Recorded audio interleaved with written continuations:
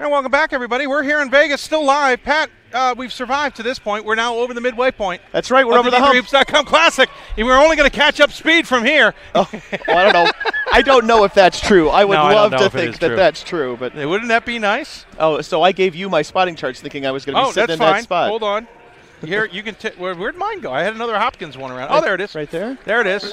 We're good. We're live. We'll do it live. It's Johns Hopkins Blue Jays at 8-2, taking on the UW-Platteville Pioneers. I have it at 5-4. That is incorrect. They are actually 5-5. Are they not, sir? No, they're 6-4. They won last night. They did win. They beat it all Edgewood. blurs together. Many things do. There we go, and apply. We've already made the change. So let's get going, and let's look at starting lineups, shall we? And we start with the big news out of Johns Hopkins. Their team leading scorer and perennial starter, Connor Delaney, out for the season. So we'll talk about that in a moment. It starts with Joey Kern, the sophomore guard out of Norwalk, Iowa. They'll also start Daniel Vila, the 6'5 senior forward out of Berwyn, Pennsylvania. Joey Fitzpatrick, the 6'4 senior guard out of Drexel Hill, Pennsylvania. Michael Gardner, the 6'3 senior guard out of New York. And getting his first start of the season, Noah Ralby, the 6'1 senior guard out of Boca Raton, Florida. The mantle of leading scorer now goes to Gardner for the Blue Jays. In the meantime, for the Pioneers, starting lineup is Quentin Shields at guard, Kyle Tuma at forward, Robert Duax at forward, Carter Volker will get the start tonight at guard, and Clay Gerds, and Jeff Gard is in his 10th season as head coach. Should have mentioned the Blue Jays head coach. And his second season is Josh Leffler. And chatting with Leffler before the game, obviously, a little bit down about Delaney not being available. Probably, if not almost certainly, lost for the season. A guy who, just characterizing what Leffler said, is a guy who is probably would have been a conference conference MVP candidate this year. Future All-American candidate, but also, just losing your guy through whom you run the offense at this stage in the season is a bit of a trick. But what he was thankful for was that at the very least they're going to get a chance to see what their offense and what their system looks like now against top-flight competition over the course of the next couple of days. And then, and so they won't get lulled into a false sense of security that their stuff might be working when they face tougher opponents later. And we are underway. Platteville's in their road orange, apparently. They kept the same jerseys from last night with the blue numbers and white trim. They're going left to right, controlling the opening tip. Hopkins in their road blacks with white numbers and blue trim, and they get the steal off the opening possession for Platteville. We're going back the other direction. Hopkins is going right to left on your screen. Jumper, and it's good. That's a quick start for Hopkins. The jumper, good by Gardner. Yeah, if you just run transition the whole time, it doesn't matter what your half-court offense looks like with a new point guard. So we are underway here. Rainey not getting the start for Platteville, as that shot does not fall, but a big solid rebound by Gerds. Well, and Volker got the 5 starts early in the season, right, and then worked his way back into the lineup last night. So you have to figure if he was good enough to start earlier in the season, he's probably good enough to start for them again now. Absolutely. Shot up, no good. Long for Duax, who's the team's leading scorer at 19.9 points a game coming into the weekend. Tuma, keep an eye on him on his outside shooting. Didn't have a great start to the game, didn't have a great start to the season, but the second half, the man caught fire, and a foul on the baseline against Gerds. Noah Ralby is the guy. He's a senior who's moved into the starting lineup here with the injury to Delaney. He hasn't handled the ball here in the first couple of possessions, but he did provide a little bit of senior leadership right there at the dead ball. He huddled all of his teammates up at the circle just to have a quick conversation. And there you see him directing the offense. And they'll get things rolling again here with possession. It is Gardner. He hands it off to Vila. Shot clock down to 5. Vila will take, and he gets the layup to convert. And Hopkins has 4 early points in this contest. Team got out here on Wednesday to acclimate themselves. Nice shot there for Vila. I really liked how, even though he got off balance, he got nudged or bumped into traffic, he switched hands, finished it calmly, got the 2 points. Skip pass far side to Gerds. Now they'll get it to Shields. Now to Volker with 7 on the shot clock will take the NBA-style three-pointer, misses it, goes off the leg of Gertz. Nope, they're going to say it went off a Johns Hopkins player instead, and so will remain Pioneers basketball. Been looking forward to this game. Yeah. I haven't seen Johns Hopkins play since the round of 16 up at Babson, which would have been 2015, maybe 2016. Wow, yeah. Been a little while. Jumper no good as Platteville remains scoreless in this one, but they'll maintain possession. So that means I haven't seen the Josh Leffler Blue Jays in person. Yeah. And I haven't seen Josh Leffler since 2007. He and I were chatting before the game about the fact that he and I are both much older now than 11 and a half years ago when he was coaching in the Skyline Conference and I was working in Connecticut. Gertz cannot control his own shot. It will still remain Platteville possession as Vila knocked it out of bounds, say the officials. Yeah, it's nice to have Leffler back in Division III. He spent some time as an assistant coach at Loyola of Maryland along with some other D1 stops on the way. Bucknell, I think, maybe? Nice little jumper there for Gertz as, yes, I think it was Bucknell. All of those Patriot League Pennsylvania schools run together for me. Yeah, so he was at a couple could be Lafayette. Lafayette. Did I have it written down? Lafayette. Oh, here I do. D1 assistant at Rutgers, director of operations, Lafayette and Loyola. Lafayette. Airballed on the three-pointer. This is not Hamilton, sir. Oh, but you get the reference, so that's good. I did. And Leffler, of course, is a Swarthmore grad. He's got to be thrilled with how his alma mater is playing of late. Keith McMillan does not get any of the Hamilton references, I'm pretty sure. Disappointing. You can always find a new partner if you ever need, sir. Drive to the lane. Basket is good as Blue Jays now with a 6-2 lead. And if you can get a chance to notice the difference in the attire from our coaching staffs, I always love Jeff Gard. He's got the jacket. He's got the nice casual shirt, slacks, and always has a stylish pair of sneakers as we get a rugby mauling in the middle of the paint on the other side of the floor. The foul's going to go against Hopkins. But you're looking at the Hopkins bench now, But right? now we're looking at the Hopkins bench, and they took a page, probably inadvertently not knowing, out of the Amherst women's back pocket. And they've got the bowling shirts, the blue and white bowling shirts. Outstanding. You think bowling shirts would work for us? You know? I think they could work for us, yeah. Okay. I think they what could. would they look on you as a 2X and me as a 1X? Yeah, okay. Hopefully maybe. by the time you get them, I'm down to 1X again. That would be nice. And Turnover I'd like to be, for the Pioneers. I'd like to be down to a large by 2019 D3 Hoops Classic. And I'm not afraid of being an XL because, man, I was in college too, and I was in darn good shape then. But anyway. Goalie. That's what we did. Broad-shouldered. 16 and a half minutes left here. Hopkins has the 6-2 lead. Not a lot of scoring from either team, but nice give and go off the screen. Should have said screen. Pick and roll, not a give and goal. Do that every once in a while. Apologize. As Harry O'Neill, though, into the game. We'll see how much he plays. He's been under the weather of late, but he missed that jumper. And in the meantime, Volker gets the basket and cuts the deficit to within 2. And I am not wearing my shirt. He's wearing a shirt. I am wearing a shirt. I apologize, folks. Little inside joke. He's wearing his own shirt even. But I don't know which one you think you want to be wearing. Hopkins holds on to it. And that's going to be a player control foul. Raising the elbow and using the advantage was Fitzpatrick, who's the team's leading rebounder. And so the turnover there against the Blue Jays. Delaney out, leading scorer, leading assist man for this team. Harry O'Neill, key guy off the bench, gotten a couple starts for them. Potentially limited because of illness, and this will be an interesting day for Johns Hopkins against, a Platteville team that's 6-4, but still pretty good. You and I looked at this matchup when we saw it, and there's one more, Hopkins versus Whitworth, and we started drooling in the middle of summer. Right, exactly. I think that's going to be like number 8 versus number 14 or something like that. Yeah. Hasn't quite worked out that way. Hopkins picked up a couple of early losses, but still got very good opportunity to work their way back in here.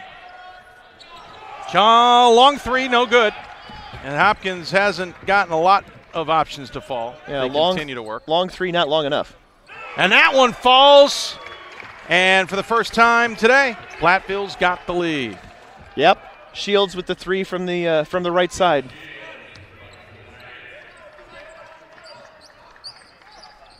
So we continue on. Hopkins now trailing in this contest by a point, 7-6. We change up the colors on the screen. We had enough blue going on. It was a little crazy. The D3 Hoops blue, the Johns Hopkins blue, and the Platteville blue. So we changed it to orange for the Pioneers. It blew all over the place.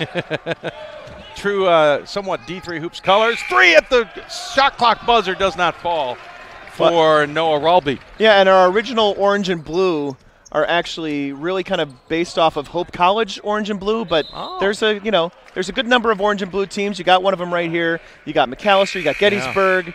Yeah. Yep. And I feel like there's one more that I've should be mentioning, but I have since forgotten. But those are like the major orange and blue. There's so much purple in Division III, right? But no. Yeah. Oh yeah, you're right. There's somebody else. Well, I'll get it later. Yeah. It's gonna bug me.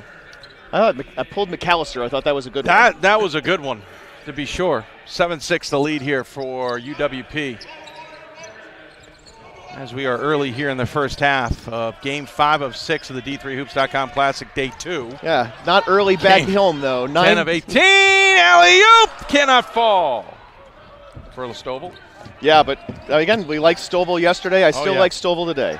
And that is a turnover. Yeah, I got a little creative with the wrap around there trying to hit Quarry, and did not work out. Quarry into the game, the 6'6 freshman forward out of Bensalem, Pennsylvania. I apologize. Not Bethlehem.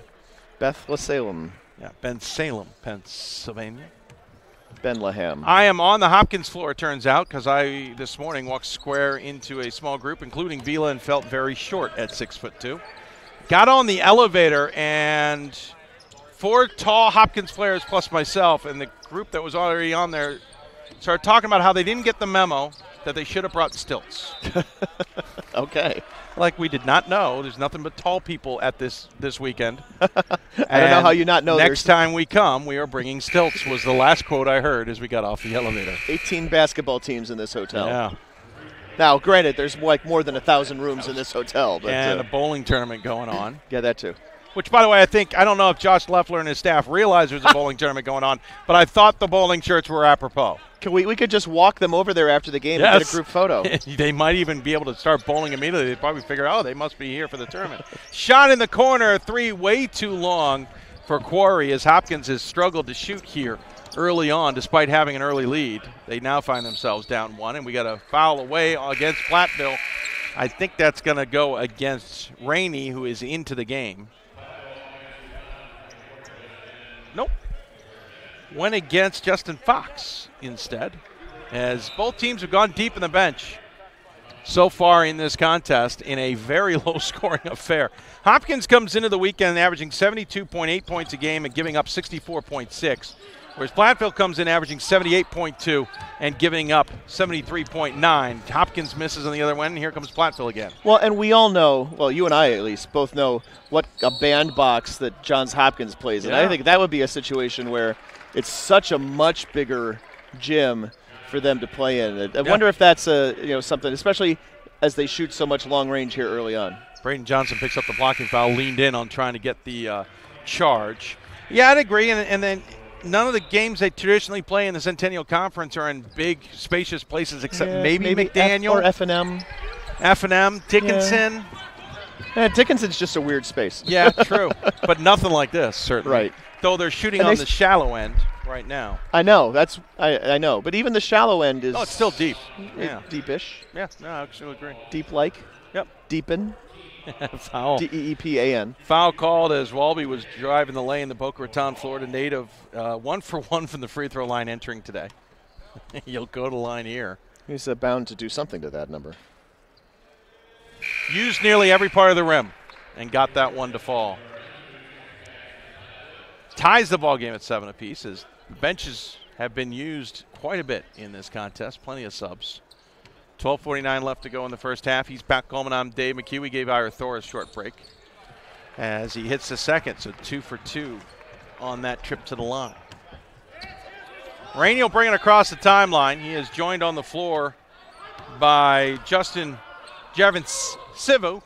It's a little 3-2, a little 1-2-2. Jeez, Vila just destroyed that three-point shot. Well, that's what you got to do when you're playing the zone, right? Those guys have got to come out and cover those corners really fast. He did. Vila at 6'5", long arms, rejected that back into the wall. Robert Duax had a conversation with his teammates about whether he's going to take that shot again. Vila closed that gap quick, and with his long arms, that thing was about a foot out of Duax's hands before it was coming right back at him. Three-pointer at the top of the key, no good for Duax, who did not have Vila that time in his hair. 8-7 the lead for the Blue Jays here on the Pioneers, and two teams who were ranked in the top 25 earlier this season. Nice little move there by Fitzpatrick, and Hopkins extends the lead out to 3. You know, with Delaney on the bench and probably sidelined for the rest of the season, a bunch of guys are going to have to step up in terms of offense. They could definitely get more out of Fitzpatrick over the course of the year. Kick out. Swing around. Into the corner. Rainey 3 left short. Rebound collected by Kern. And they'll go back the other direction. Kern, kick out. And they'll go to the top of the key. Johnson had it initially. Now they'll go back to the top of the key and reset with Fitzpatrick. If you're just joining the broadcast, especially if you're a Blue Jays fan, their leading scorer and leading everything guy, Connor Delaney, out with a surgically repaired stress fracture on his foot, as a three-pointer is good in the corner from Johnson.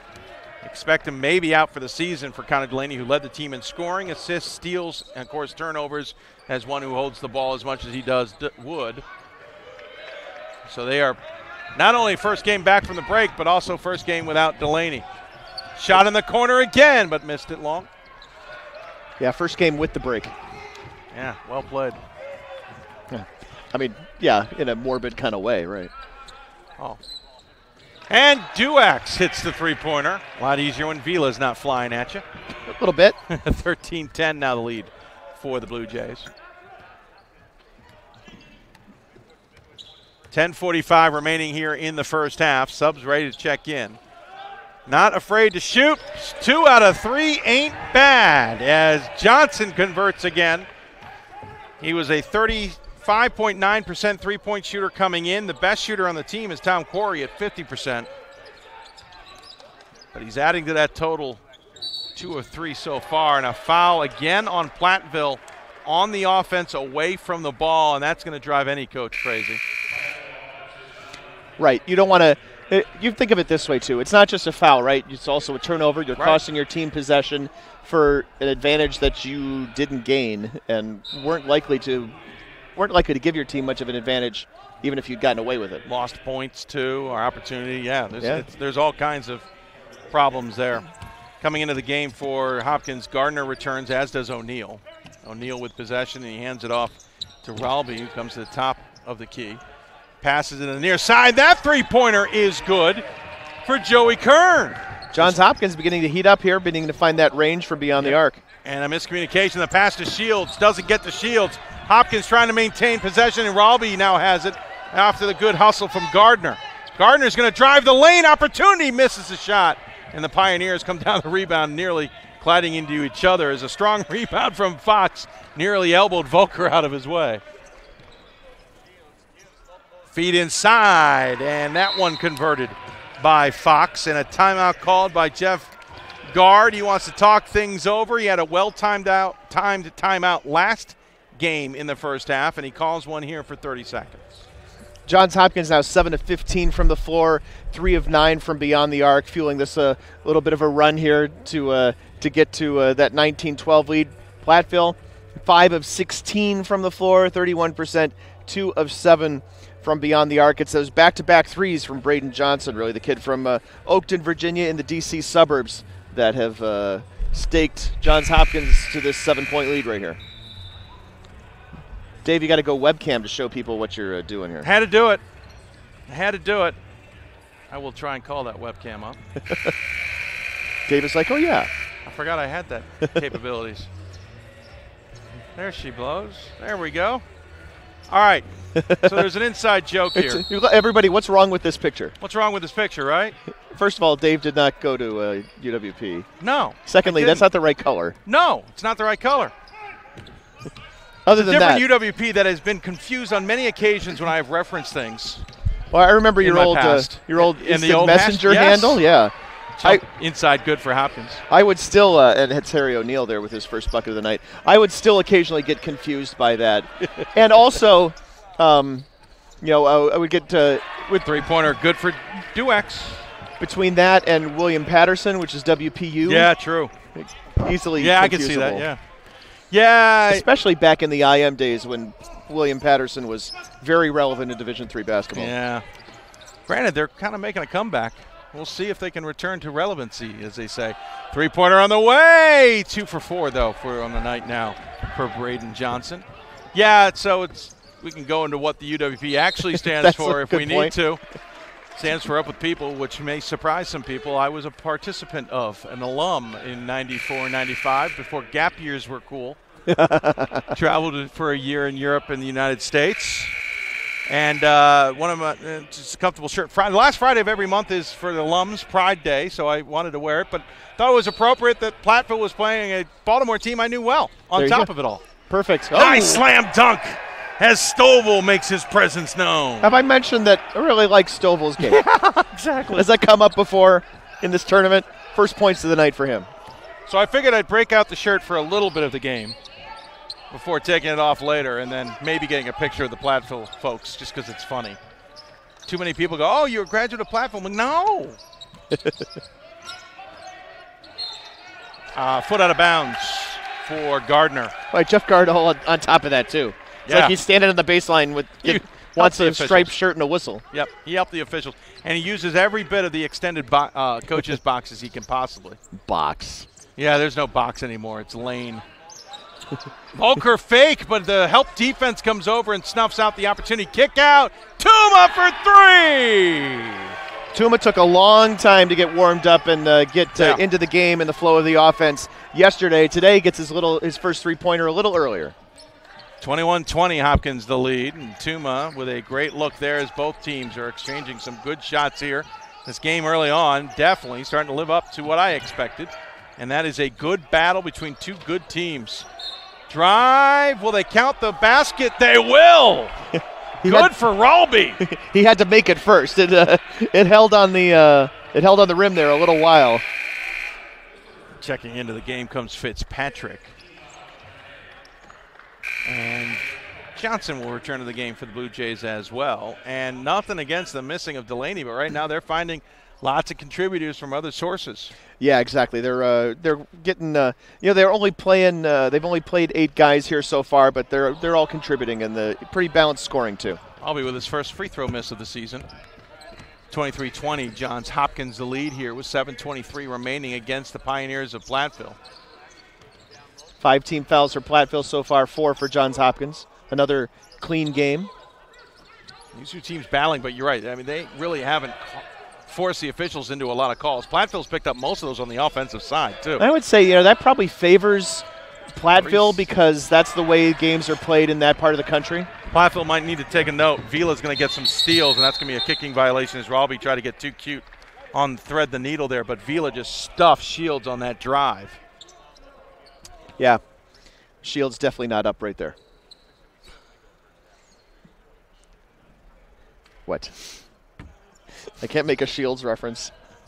It's too easy now. I know it is. It's super easy. I have like 5 or 6 kind of stored up. We're going to get a hand check call on Shields. Go ahead. Oh, I'm not going to down to 50%. Right. That means he's been holding at 50% for a little while. We get a one-on-one situation here for Hopkins on that foul. We quick 2 fouls, and back into the game comes Joey Kern out of Norwalk, Iowa. Of course, Hopkins, New York, Iowa, New Jersey, Pennsylvania, Colorado, Maryland, Virginia, Florida, Massachusetts, 9 different states on their roster. Not surprising considering the institution that Hopkins is around the country. These guys, it's kind of like an MIT or any of the UAAs. They want to play sports there, but they're also there they mainly are coming because of the academic reason. I remember talking to Hopkins' former head coach about recruiting. And he goes, actually, recruiting's a little bit different for us. They're calling us, saying they want to come here versus us having to go find them necessarily. Don't you want to go to Johns Hopkins University if you could? Right. Though another steal. Vila involved again. Though I would say I think Josh Leffler is changing that a little bit. In his 2 years, though, he's made a quick impact. Drive the lane, left that one short, though, did Fitzpatrick. That was a nice slice to the basket by Fitzpatrick. I wonder if he was so surprised that he got through there unscathed that he was not actually prepared to make the shot. It did look that way. Didn't it? Yeah. 6:10 remaining. Shields, drive, off the glass and in. Shields from the left. Little port side shields action. 6 minutes left. I was wondering if we would get into port starboard. I am just throwing random stuff at you to see what you're going to bite on. I'm not as sleep deprived as I was yesterday. No backcourt violation as the ball was tipped. I'm still sleep deprived, just not as.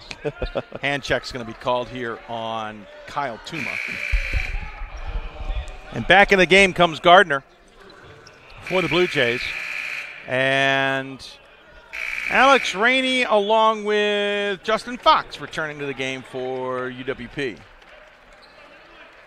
7 fouls for Platteville, which is why Hopkins is on the line for the 1-on-1, make it 8 team fouls. Free throw missed, though, by Fitzpatrick. 10 players have gotten into the game so far for Platteville. It's a little bit deeper than Johns Hopkins has been able to go so far. We mentioned Johns Hopkins missing one of its key guys, Connor Delaney. I think we'll just repeat this every 5 minutes for people tuning in late. Yeah, absolutely. It's a big deal for this Hopkins team. Delaney, who was so instrumental in their run last year as an underclassman, the foul called on Fitzpatrick. His second team foul, and will send Carter Volker to the line, who came into the weekend 7 of 12 from the line, but again had missed a number of games and misses that free throw. Back into the game for Hopkins comes Tom Quarry. Volker, of course, is a guy who came back from injury or missing a few games. Yeah. Started the first 5, missed the next 4. Yesterday here at the Classic, as he makes the free throw right there, he got back into the flow as a reserve, and then today steps back into the starting lineup, replacing Alex Rainey, who had started in his absence. Jarvin Sivu back into the game as well. Agreed. Three-pointer far side, nothing but net for Gardner, as Hopkins certainly finding their range deep after a little bit of a rough start. Yeah, and hitting kind of, big shot after big shot, coming up in big spots at the moment. Obviously, it's still early, right? There's still 25 minutes left in the game, but it seems like they're coming in the flow and when they're needed. Missed 3 in the corner by Volker. Goes out of bounds, will be Johns Hopkins' possession. Vila will be back into the game for the Blue Jays. His impact has been pretty significant on the inside for Hopkins in this game. See what adjustments Platteville maybe does at halftime as we're under 5 minutes to play in this first half to account for Vila. Yeah, we saw those big long arms on the defense too. Yeah. Already at his average of block shots per game. Wow. Well, it was 0.8. So. Yeah. But it's a team leading 0.8, so that seems somehow more significant. Pass to the far side. Drive in, spin. What a move! Wow.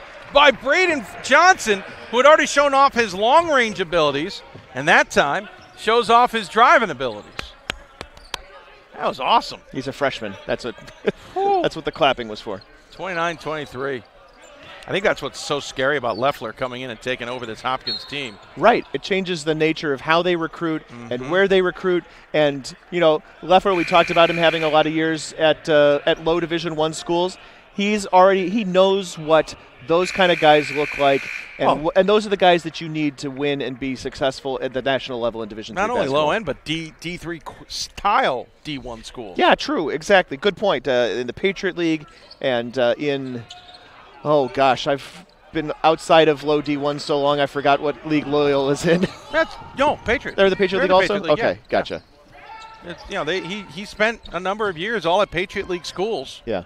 Understanding how, what they do, and it's very similar. Vila with a beautiful baby hook. Right, because you're recruiting not only for basketball excellence, but to a school that is going to be fairly picky about who gets in.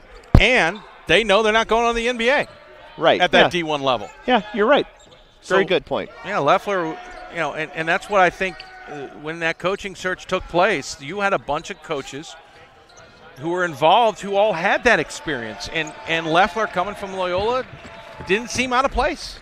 Yeah, I mean, especially with the D3 background that he already had. The only thing not to like about the Johns Hopkins job is that the gymnasium's not great and the facilities are, a little crammed. They're crammed into Baltimore, Maryland, where there's not a lot of space. Right. They've made some upgrades, but it's relative. Yeah, it's always going to be Homewood Gymnasium, I assume. Homewood Field. What's the gymnasium called? I would blank. It starts with a G, right as I went to say it. That's how my brain works sometimes. Gomewood. But I mean, they've upgraded the lighting. They've added some video boards. I believe they have plans. I think they replaced the windows. Goldfarb. Goldfarb. How did I forget that? Yeah, same here. As Duex is on the line here to shoot for Platteville. They replaced the windows. They hope to replace the bleachers if they have it or they haven't. I can check with Jill Geis, longtime assistant sports information director who made the trip. A number of sports information directors making the trip this year, which is fun. I like it. For us. I suspect Ernie LaRosa is sort of sitting back at home, maybe watching this game. Maybe not. Maybe he's enjoying his time. Maybe he's putting kids to bed or something. Yeah. I know it's like 9:45 there. They've made some impressive improvements at Hopkins, but limited because there's only so much they can do. You're right. And I think Leffler's hiring. And by the way, it's not like the cupboard was bare when he took over. Nope. They had been on a bit of a run nationwide, in the Centennial and in recruiting, and he came right in and elevated them to another level. Nice turnaround. Just couldn't get it to fall, and Vila will pick up the foul. He doesn't like it from behind. I think you could argue that he came in basically at peak Johns Hopkins. We talked about that run to the Sweet 16. That was the last time I saw Hopkins play in, we can say that was 15 or 16. Again, I've already forgotten. 15. And that was them coming back from some pretty average years and getting back into relevance. Yeah, it was 14-15. They were 25-5 under Bill Nelson. Had a loaded team. I have to admit, lost to Babson, as you mentioned. And I apologize to anybody who's offended by this, but I really thought that the game had passed Bill Nelson by. He was coaching into his 70s, and they had been pretty ordinary for a while. Yeah, he made a change in his coaching staff as a kick-out. He made a change in his coaching staff and brought in some. He had the same group with him for years. Nice little jump shot for Hopkins, who extends their lead out to 9, 33-24. And it kind of rejuvenated things, shook up how they ran. I can't remember if it was the offense or the defense. Okay. I apologize, because one of the coaches, that's who was in charge of that. And I think it rejuvenated Bill to some degree. I talked to Bill quite a bit about it. And they did. They had a great run there. And even those years after the 25-5 season, they were still really competitive. Ran into Bill Nelson in the last 6 months, I want to say. Actually, I know where I ran into Bill Nelson. Several times, but he was very proud of what Josh Leffler had come in to do and the recruiting he was doing. He was thrilled with what was there, and I made a comment. I said, you didn't leave the cupboard bare. It's nice. With a steal by Rolby. Oh, it was Shields with a little behind-the-back action, but Rolby stepped right into that. Rolby says, nope. I will end this break now. O'Neal cannot hold on to the ball as that pass came a bit late for Fitzpatrick, as these teams have suddenly gone up and down the court with 75 seconds remaining here in the half, with Hopkins leading 33-24. I said, Bill, you didn't leave the cupboard bare. I was really impressed with that. He's like, well, yeah, we had started to have some good years there. But he then went back to compliment Josh Leffler as Volker gets the rebound and is fouled in the process by Quarry. And Vila will come back in along with Johnson. 9th team foul. We shouldn't be noting the bonus situations here. Back into the game for the Pioneers comes Tuma. So Platteville finds themselves down 9 with a minute and a second left in this half. And Volker's free throws could be helpful as he hits the first one. 33-25 now. One more coming on the 1-and-1. Rattles out. So a minute left, and Johns Hopkins with an 8-point lead as Ramapo, I'm sorry, that is not Ramapo, that is Ohio Northern, who plays next, is watching on.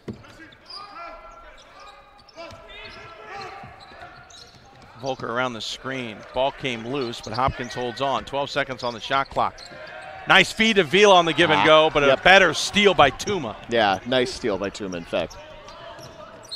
Drive to the lane, will not fall, but a foul nonetheless will send Volker back to the line. That's Volker like twice on consecutive possessions, kind of hitting the floor a little hard, tumbling to the floor. Gardner will pick up the foul. He probably won't mind getting a 15-minute break here in a little bit. No. Absolutely not. Although, actually, you might stiffen up at that juncture, right? True. Coming back in for the Blue Jays is Joey Kern. Kern, along with Vila and Gardner, had started every single game along with Delaney. Of course, Delaney out, as we mentioned, again, due to surgery on a broken foot. Fitzpatrick had started 8 of 10, and now he started 9 of 11 as that free throw is missed. And Volker hits one. It's 33-26 with 32 and a half seconds remaining. Josh Leffler, what I did find interesting, left the Loyola job. Mm-hmm. He takes over Hopkins for a year, and we get a timeout called. We'll keep it here by Hopkins. What I found interesting was after that year is complete, Loyola's job opened up as they continued to struggle. And I wondered, head coaching job? Yep. Okay. Would Leffler return to Loyola after 1 year at Hopkins, which I think would have been pretty tough for Hopkins to take. I have no idea if he went for the job or not, but I was watching, wondering, what names would pop up in that search, and I'm sure, maybe Loyola reached. I don't know, but I did wonder if I thought that would be the only thing that would hurt Hopkins. Was you had Bill Nelson, you do a huge coaching search that had some really good names involved. Yeah. You hire Leffler, and then all of a sudden a year later he's gone. That could kind of derail things a little bit. It could. I think when you're a guy like Leffler who's still relatively young, but has been at D1 and has been in He's 25, right? He was the last time I saw him. Maybe not today. And then you come to Division III. Even as a head coach, you gain so much work-life balance. And he's got small children, right? Yes, he does. Yeah. That I know as a toddler, and I think that's not his only kid, right? No, he's got 2. Yep. Yeah, and they're young, but they're not. Yeah, the toddler and had a newborn at the time that the Hopkins job was announced, I believe. Right. That's a bit of a sacrifice to then give back so much of that family time to then go be a D1, even if it's as a head coach. And then I'll be honest with you, I don't look at Loyola, even though Jimmy Patsos did a great job there for a long time, and think that that's a job that you can have long-term success at in Division I. I would agree with you. That's a tremendously good point about that job.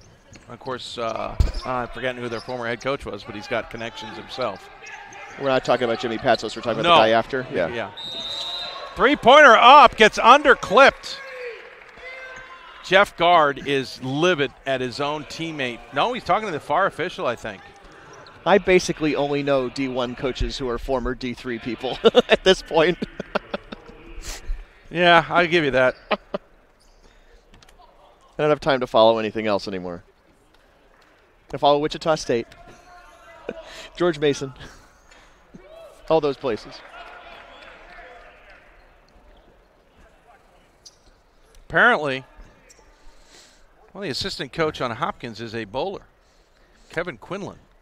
Hey, guys. That might be the reference. Dave's reading the chat. I just saw that. It's kind of a cool little reference. Maybe they will go up and bowl a game. Yeah. They got 2 bowling alleys here. One they're not allowed to use. Yeah, one is like a competition. Serious competition bowling lane. Like ultra competition, like you do not mess with it. And the other one, which is used for competitions, we have dabbled with. Yeah. And enjoyed our time at. Whoa! Shields almost broke down there. 3 seconds left. Reverse for Volker does not fall. And the first half comes to a close.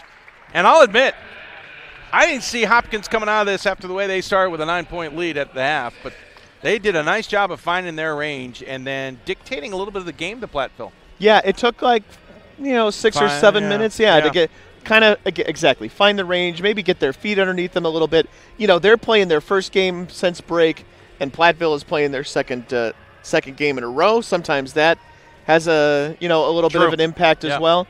And we talked about it yesterday with teams that are knocking the rust off. Johns Hopkins would be in a similar situation, and of course, again, having to compensate for the loss of their standout point guard. Johns Hopkins, like most of the teams in the Centennial, with a little bit of a break because of finals and whatnot, getting that rust broken out. But granted, coming out here and spending some time today, I'm sure, shooting a little bit, not in this gym, but getting ready for today's game, or yesterday, I should say. They've got the 9-point lead here on Platteville, and Platteville looks better in this game, I think, than they did yesterday against Edgewood. Yeah, especially through the first half. Yeah. Yeah, now Platteville, kind of looks better in the second half. Yeah, exactly. But you're right. I did not realize I obviously we all know that Johns Hopkins has been on a break like most everybody else has, but I did not realize it had been 20 days. Yeah, that's that Centennial lovely. They've got finals, darn it. Hey, I'm kind of okay with that. Division III. We enjoy it. Johns Hopkins a lead over Wisconsin-Platteville, 35-26 at the break. We'll take a break. Go ahead and get yourself a drink, maybe a bite to eat. Thanks. And come back and join us for the second half. You're watching the D3Hoops.com Classic from Las Vegas. Back in a bit.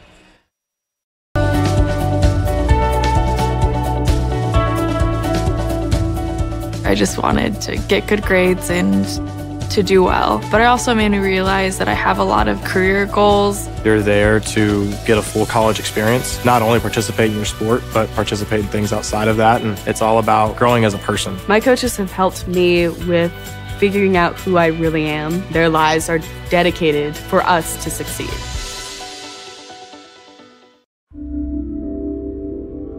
This is why we love sports. It's in the way they play, free from the pressures and all the money talk. Playing for simply the love of the game, where everyone has a shot at their definition of success on and off the field. This is what we love about sports, and what we can still love about college sports.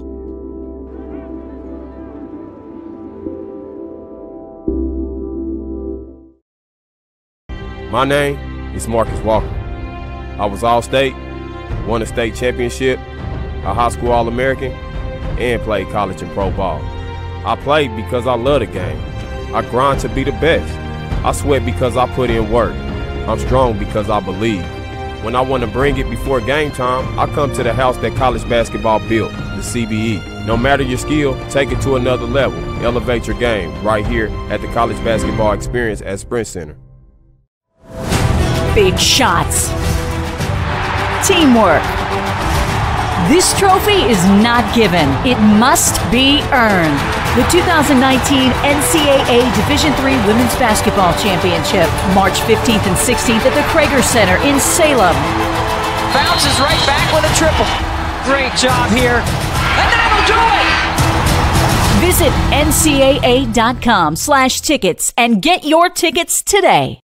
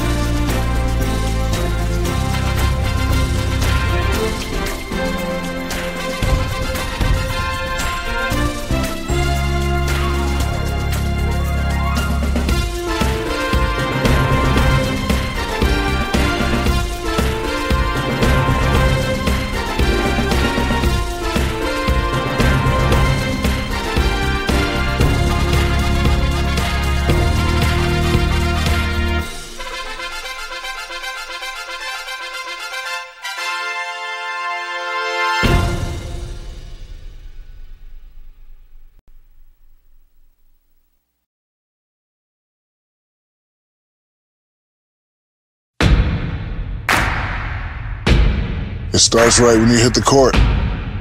You imagine your finest moment. The game-winning shot that gets you to the dance, a monster dunk or no-look pass, and cutting down the net. Sports lets us dream of our own success and prepare us for our finest moments on and off the court.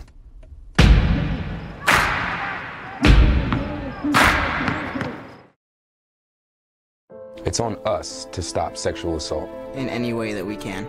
To get a friend home safe. To never blame the victim. It's on us. To stand up. To make our community safe for all. It's on us. It's on us to look out for each other at parties. It's on us. To be more than just a bystander. To step up and say something. It's on us, all of us. To stop sexual assault. Learn how and take the pledge at itsonus.org.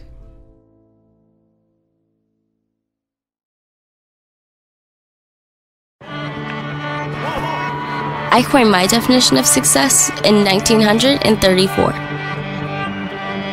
My definition of success is peace of mind attained only through self-satisfaction in knowing you made the effort to do the best of which you're capable. It's like reputation and character. Reputation is what others perceive you to be. Character is what you are.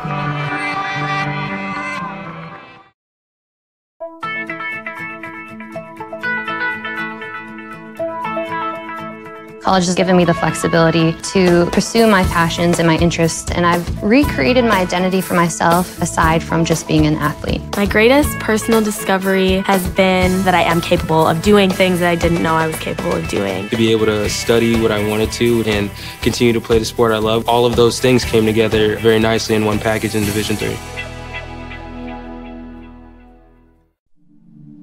I used to never really talk. Ever. I was afraid if I said something wrong, everyone would laugh at me. But then I started to play golf with Special Olympics. It helped me to find my voice. And now everyone else is speechless. Big shots. Big dunks. This trophy is not given. It must be earned. The 2019 NCAA Division III Men's Basketball Championship, March 15th and 16th at the Allen County War Memorial Coliseum Arena in Fort Wayne. With his third triple. Visit ncaa.com/tickets and secure your seats today. Great moments are born from great opportunity. That's what you have here tonight. That's what you've earned here tonight. This is your time. Now go out there and take it.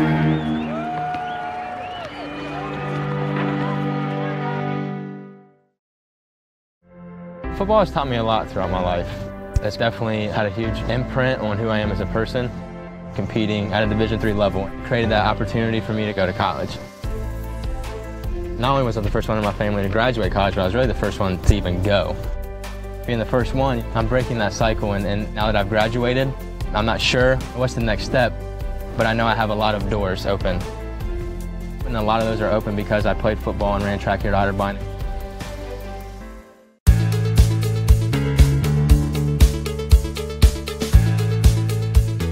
Being a part of the different activities and organizations that I've been a part of, I'm actually able to see myself where I'm like, hey, I actually can make a change. I'm one person that can make a difference. Division III has helped me to develop teamwork skills, critical thinking skills, time management skills. It's not just about basketball, or it's not just about school. It's about developing yourself as a person altogether.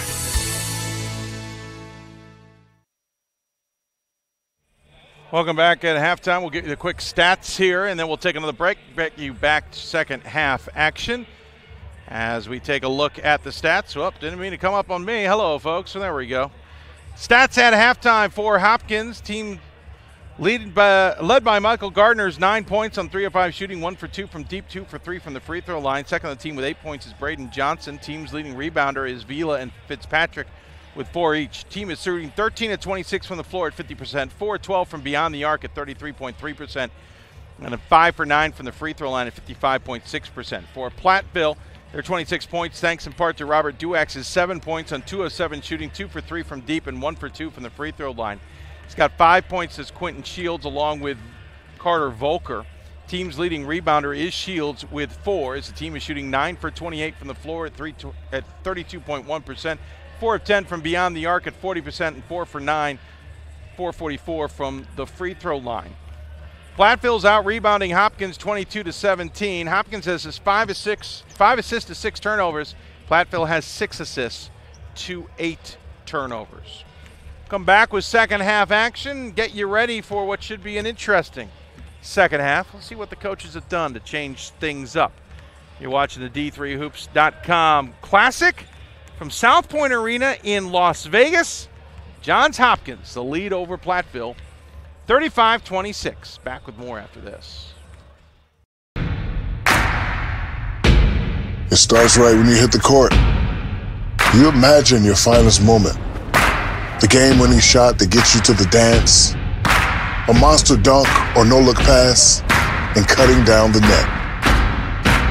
Sports lets us dream of our own success and prepare us for our finest moments on and off the court.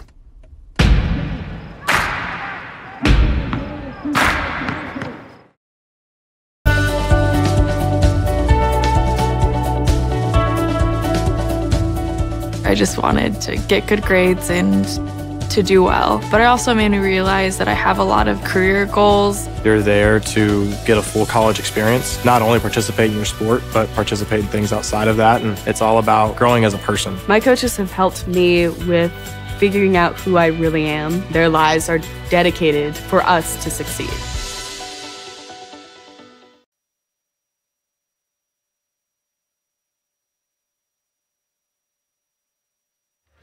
Welcome back, courtside to the D3Hoops.com Classic. Halftime between Johns Hopkins and UW-Platteville in men's basketball action. Got it one more game today coming up in men's basketball action to round out the 6. It'll be Ohio Northern versus North Central.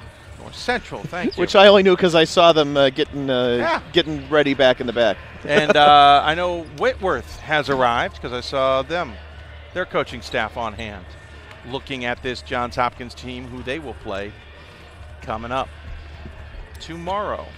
Yeah, exactly. And Whitworth is not even going to take the floor until a good portion of the teams have left Las Vegas and left the tournament. A few years ago we were here and Whitworth got its 2 games in almost before anybody else played. That's right. Now they're going to do it the other way around. That's right. That's all right. That is what it is, right? That's the nature of a 4-day tournament. That is how it's usually designed. Designed well, designed poorly. Dave did the halftime stats just a couple minutes ago. Stuff that jumped out at me, of course, is that Platteville maintains a rebounding edge, including 6 offensive rebounds. Johns Hopkins, of course, didn't miss nearly as many shots as Platteville did in the first half, but they had no offensive rebounds whatsoever. We talked about the performance from three-point range as Johns Hopkins kind of heated up from beyond the arc as the game progressed. Good balanced scoring throughout. Gardner with 9 for the Blue Jays. Braden Johnson, we talked about him. He had the back-to-back threes. He had another bucket with 8 off the bench. Duax on the other side, struggling a little bit from the floor, 2 for 7. Volker also struggling a bit at 1 for 6. Had one of his shots blocked by Daniel Vila. That's the only shot block on the afternoon for afternoon. Now we are evening everywhere for Johns Hopkins. Yes, we're underway. Oops. We are. Hit the wrong button. Sorry about that. Everybody gets a chance to preview whatever Dave was working on. I had it up. I just didn't clear it. Yeah, I'm playing with some of the cool toys we have here. Yay, toys. See what they've got. So we're back underway here in the second half. Johns Hopkins, the black uniforms with the white numbers, 6 on the shot clock. Pass inside to Vila, beauty, but Vila leaves it short. And Platteville coming back the other direction, moving right to left. They're in their orange uniforms on back-to-back games. And a three-pointer good from Tuma. It is a Tuma three-pointer. That was in my head, too. I was trying to figure out a way to get that in. You know. We're not that far from California. We're all good. We're all good. Spin move. Couldn't pull the trigger. It's Gardner. Will take a shot from about 10 feet and gets to hit. I mean, that's what you got to do, right? You're 6'3", which in Division III is not necessarily small, right? No. But you're going up against Clay Gerds, who's got a good 4 inches on you, got a bit of a wingspan. So, you know, you pull up, or you maybe a little bit of a fall away. You just make sure that you get that shot off.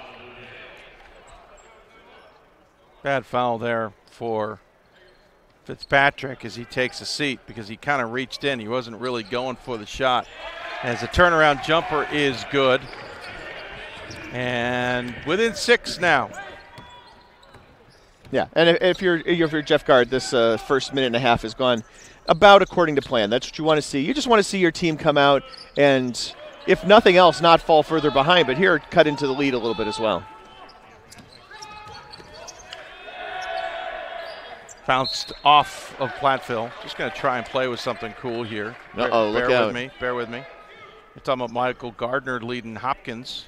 9 points on 3 of 5 shooting. Look at that. Ain't you fancy? The toys that we do you have to do that by hand, though, obviously? So. Well, we could get it from other things if we needed to. Try to feed that stuff would be great. And Gardner almost lived up to the billing and the hype right there.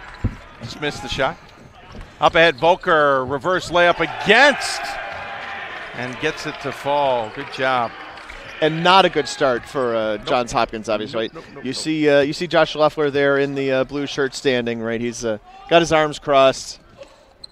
Not the happiest of campers at the moment. Ralby backing his man down, kick out to Vila. Vila takes advantage of the overcommit on defense, but misses another easy shot. That's 2 misses by Vila.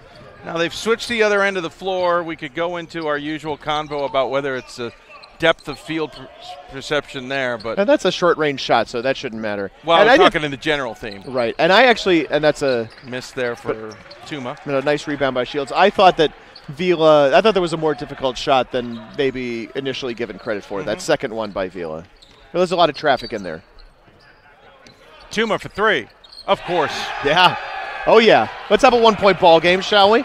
And a 10-2 run to start this second half for Platteville has gotten them to within 1, 37-36, 3 minutes into this half. And Leffler has got his hands on his hips, shaking his head. Into the game for Blue Jays comes Joey Kern. Nope. He's exiting the game. I apologize. He looked like he was going to inbound the ball before he was told he was out. 13 on the shot clock. And the entire Platteville bench on its feet, calling out 5 seconds on the shot clock. Long 2, no good for Johnson. We're going back the other direction with a chance for Platteville to take the lead. Volker converts. There you go. That's one quick way to erase a 9-point halftime deficit. Come out with a 12-2 run. Get your opponent to take a timeout. Yeah, and Hopkins has seen enough. It's a full timeout. We'll take it as well. 38-37. Platteville's got the lead as we are into this one. Back with more after this. The love of the game. But for those of us who are Division III student athletes, it's more than that. A lot more. Sure, the game is important. But as we work so hard to build both mind and body, it's more about team. That is why NCAA Division III teamed up with Special Olympics. And in giving the gift of sport to those for whom it seemed an impossible dream, we are working to make this a better world. Help us keep that dream alive. You can make a difference. Division III allows you to give yourself to other things. Having that free time allows me to pursue the things that I want to pursue. Division III athletics affords students the opportunity to, engage in the other interests in their campus and in their lives outside of that sport. It allows you to just be able to do everything you want to do. I wouldn't change it for the world.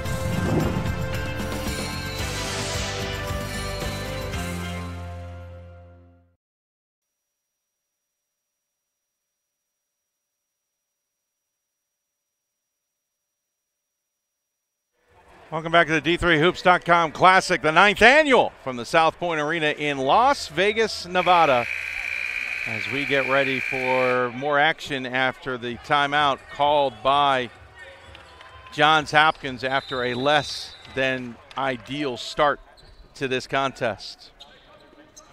In the second half, I should say. It's one way of putting it. And that's the second time both halves have started off rough. Trying to get a quick three there by Gardner. Does not fall, but a strong rebound for the Blue Jays. As Platteville is in they look like a matchup zone there for a moment. Might have just been overall confusion. It's not been great shot selection here in the second half. Vila long two, buries that one. And I think if I were Josh Leffler, that's probably what I would be talking about. And then right out of the timeout, Gardner comes off the screen and kind of throws up that shot, which I was surprised by, but then they got another good look on offense after that. Volker into the corner to Shields. Shields along the baseline to Tuma. Kick out to Duax. Duax, loses it, but Tuma grabs it. Ball is loose. They're going to call jump? Or a timeout? Well, whatever they're called, yeah. Jeff Gard doesn't like it. It's got to be a timeout then. If they did call a timeout. We'll keep it here because this will be a quick one, I am sure. Hopkins calls its third timeout of the contest. I believe. We'll confirm it. Yep, third timeout of the contest. 30-second variety. Jeff Gard didn't like that, but nonetheless, it'll be held on to. Yeah, he gets he deserves that timeout. I finally the live stream catches up and I can take a look at the one replay I get. Someday we'll get all the bells and whistles. Get some production people here, right? We're inching our way closer and closer. Inching.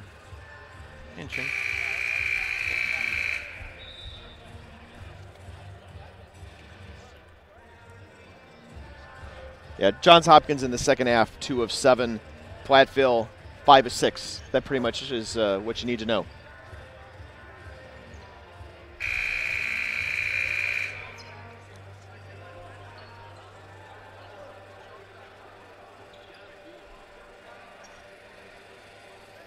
Coming out of the timeout, 15:41 remaining.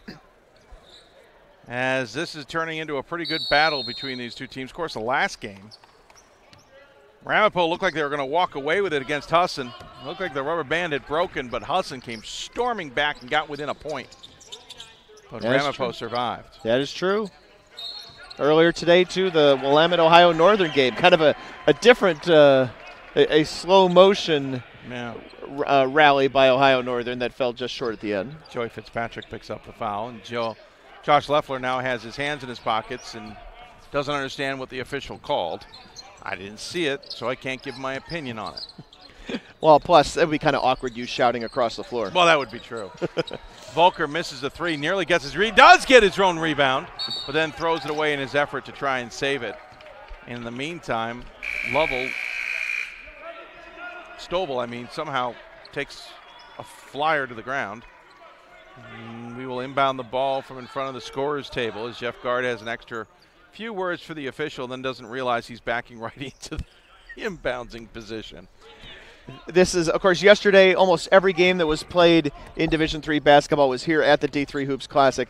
That is not the case today. One other game we're keep an eye on is Illinois Wesleyan is leading 4th-ranked Whitman 57-55 at the half at the tournament at Cal Lutheran. Still don't believe that score. Three-pointer is good. It's a fairly reliable source reporting. Oh, I know. I know who the source is, and you're right. But, wow, that's a lot of points at half between those two teams. Whitman, I'm confident, can put that kind of scoring up. I just didn't think Ohio Wesleyan could go toe-for-toe with it. Why not? Brady Rose could have scored 38 of those, for all we know. Point.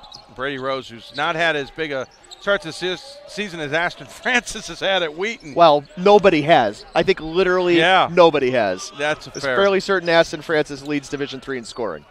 Shields buries a three as these two teams go toe-for-toe. 42-41, Hopkins the lead here in the second half, 14-15 remaining. This is kind of living up to the billing. That's all right. We like this one. Losing control of the ball and the dribble in and go out of bounds. Who's it going to stick with? It's going to go back to Platteville as Joey Kern couldn't hold on to it. And Harry O'Neill, the 6'6", junior forward from Lexington, Massachusetts, checks into the game. Has had spotted minutes here and there. He has been sick for a little bit. So I was just messaged to say, check out this tiny gym that Marietta and Elmhurst are playing in Arizona. Look at this thing. Is that like an and one gym or something? Oh, my goodness. It's one of the things that's great about this tournament is you play in a real place. This is a very busy facility in normal times. As Ira walks in with coffee that you can do. And Stovall hits the jumper, and Platteville regains the lead, 43-42. I just need the warmth of the coffee. I just really like the Stovall core competency, the Stovall core skills that he brings to the floor. I agree with you. Not flashy either. Just gets the job done. So he had a nice slam dunk in the first half. Into O'Neal. O'Neal backing Stovall down. Spin, tries to work Stovall. That'll be a travel. Yeah. That's a great call. Well, hold on. The other officials got Stovall for a foul. I would have moved screen there, right? Isn't that moving screen? Well, it can't be a screen when you've got possession of the ball. They're going to call Stovall for the body. That's, moving pick? No, that's not right either. Nope. Dave facepalm here. No, I know. I kind of like the travel call there. I thought Stovall played good defense, but the official thought there was too much body. 5-second violation. No, there's your. I don't know if it's a makeup call necessarily. No, but there's a legit 5. Equalizer. Yeah, equalizer. That's what I'm trying to say. A legit 5. Josh Leffler doesn't like it, but his player there forgot the count. It's important to count. Counting the 5 is important.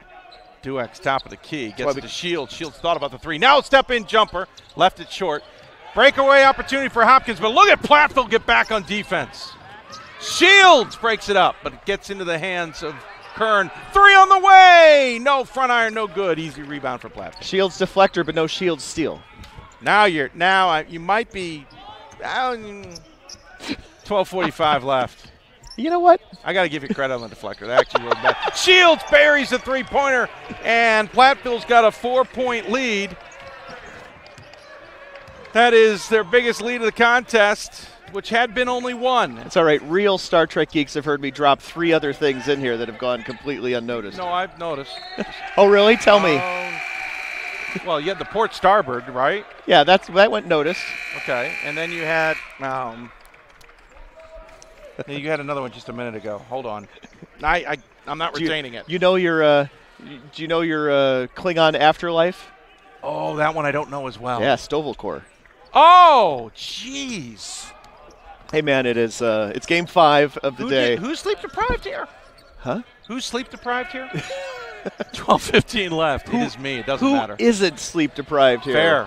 Nice drive and a layup there as Hopkins responds on the layup from Ralby.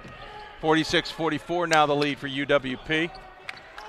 As Hopkins showing zone. 3-2. It was very interesting. Leffler just stands there with the contemplative look. Yes, thank you. That was the term I was looking for. I couldn't place it. Like expect him to be a English professor with a tweed jacket and elbow patches. Steal on the bad pass.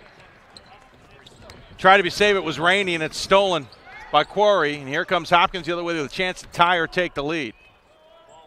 Speaking of the professor, go look at the far table. And no shot. They're going to call something away from the ball. Okay. The derby hat or whatever that is. Yeah, can we get a shot? I know we can't get a shot of that. Actually, it's in the shot. Yeah, you can see him just where the inbounds is taking place. He's got the arms folded. Vila into the game, or he's been in the game. He's joined by Ralby, whose spin moves right into Quinton. Oh, done by Shields there on the defense. 9 seconds on the shot clock. You can hear the Platteville bench. Right. That's actually a good indicator is when the shot clock's running down. 3-pointer buried in the corner by Johnson. And Hopkins retakes the lead, 47-46. Nice shot. I really like Braden Johnson. It'll be interesting to see how he evolves over the course of the next 3.5 seasons. 3-2 zone here from Hopkins, throwing a wrinkle at Platteville now. It's not like you see a ton of zone defenses in the WIAC. Right, and they've done it just a couple of times here in this game. Kick out. Rainey cannot make it rain. 10:50 left. I might have pushed that one. No, that's okay. I mean, he pushed it too, so you're good. That's a bad pass. I think Ralby thought Johnson was going to keep running. Ooh, Volker with an odd dribble. He maintained control. He kept his hand atop. And Rainey misses the layup after Ralby tried to bait the officials into a call. Good, no whistle. Volker misses the three, and then finally the rebound corralled by Gardner. Fairly sure Bo Ryan right now is trying to bench Alex Rainey for missing that backdoor cut. Ira knows.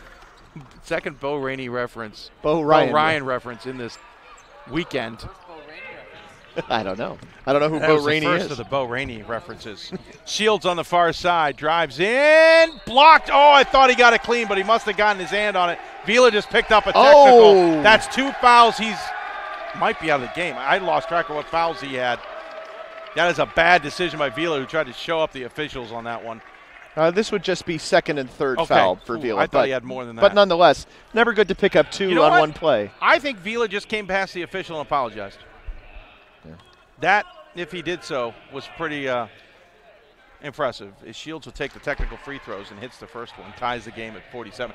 Listen, I know he's frustrated that the foul got called, but he also had an angle that he could have caught the wrist. I can't say that for sure. Yeah. Because he was on the perpendicular angle as Shields hits both to take a 1-point lead. I don't think Vila can make an argument he got it completely clean. And it does look like Vila was contrite with the official. As we got numerous subs ready as Shields buries another free throw. Shields. Boy, I just looked at it 2 more times, 93% Dave. free throw I really shooting. feel like he just got all ball Really? and got it really cleanly. That's too bad. Yeah. All 4 free throws good for a man who shoots 93% for the free throw range. I am trying to catch the eye of our friend down the table, but he is busy writing down notes, which might tell me all I need to know. That may be all you need to know. We got a quarter left to go here, and up with people. Oh, Platteville's got the 50-47 lead. Oh, looked away from it, stepped out of bounds. Gardner was not looking when the ball got there, and Leffler is irate. Well, the ball ended up in Leffler's hands, and that gives him an opportunity to go over and have a short conversation with the official about it. Said but nothing. He didn't really say anything, yeah. I think he's more angry at his team. He just kind of shakes his head in and expresses his displeasure with facial expression. Yes, Guard is more vocal than Leffler. Leffler is more got more of the fascinating facial looks than Guard. 50-47, Pioneers lead.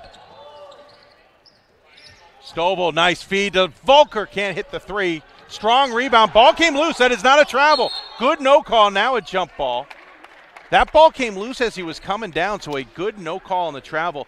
I think Leffler wants to know what the foul was. There wasn't anyone there. I saw Fitzpatrick completely off balance. He's saying it's either a travel or a foul. But the ball came loose as he was coming down. That ball bounced before he landed. I understand what you're saying, yes. And I will also say it's not a foul because he was out of balance on his own. And we got something. Well, we've got the jump ball, and it's pointing the right way, and we stopped the game for no reason.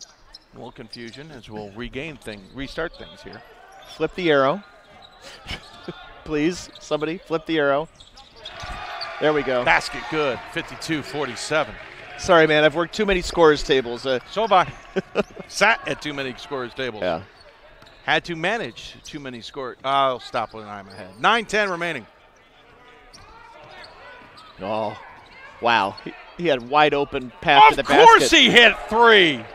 I was just giving him I was just about to give him crap for passing up a wide open lane to the basket, and he found the open guy in the corner for the three. Found the one guy who's been reining it in. I'll back off. Johnson. Rainey in trouble. Pioneers aren't exactly thrilled with the 3-2. Toomer rattles out. Ball loose. Not sure who that would have credited with if it had gone in.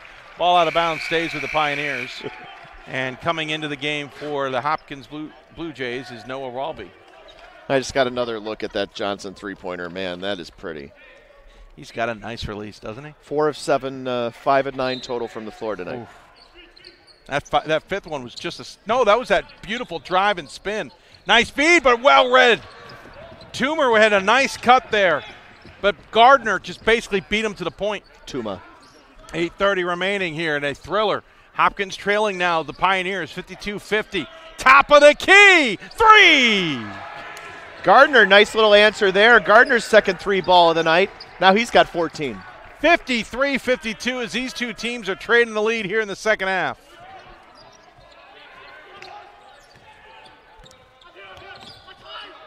haven't seen a 3-2 like this in a long time. Yeah. Extended, kind of a flat three up top.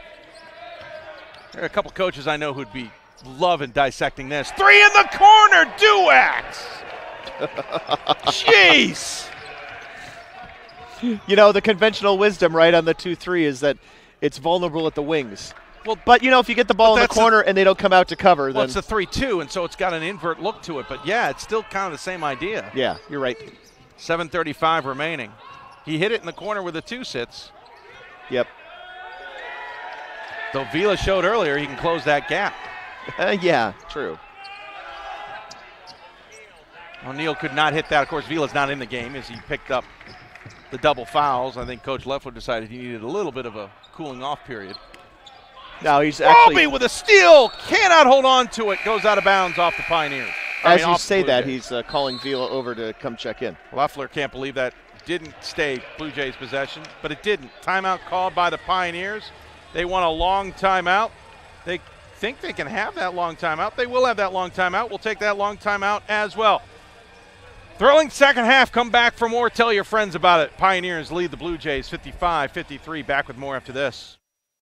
It's on us to stop sexual assault in any way that we can. To get a friend home safe. To never blame the victim. It's on us. To stand up. To make our community safe for all. It's on us. It's on us to look out for each other at parties. It's on us. To be more than just a bystander. To step up and say something. It's on us, all of us. To stop sexual assault. Learn how and take the pledge at itsonus.org.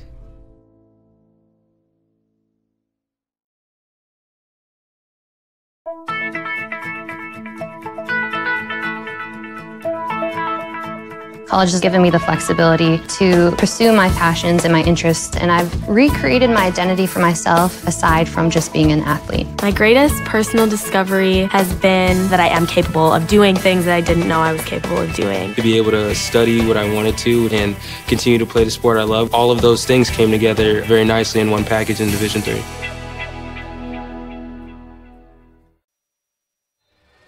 $7:12 remaining in the second half.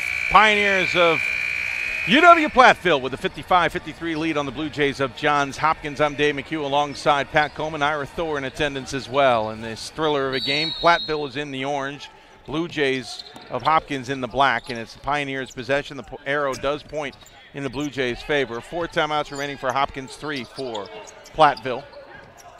In what has been a fascinating second half so far. Shields pump fakes, gets everybody in the air.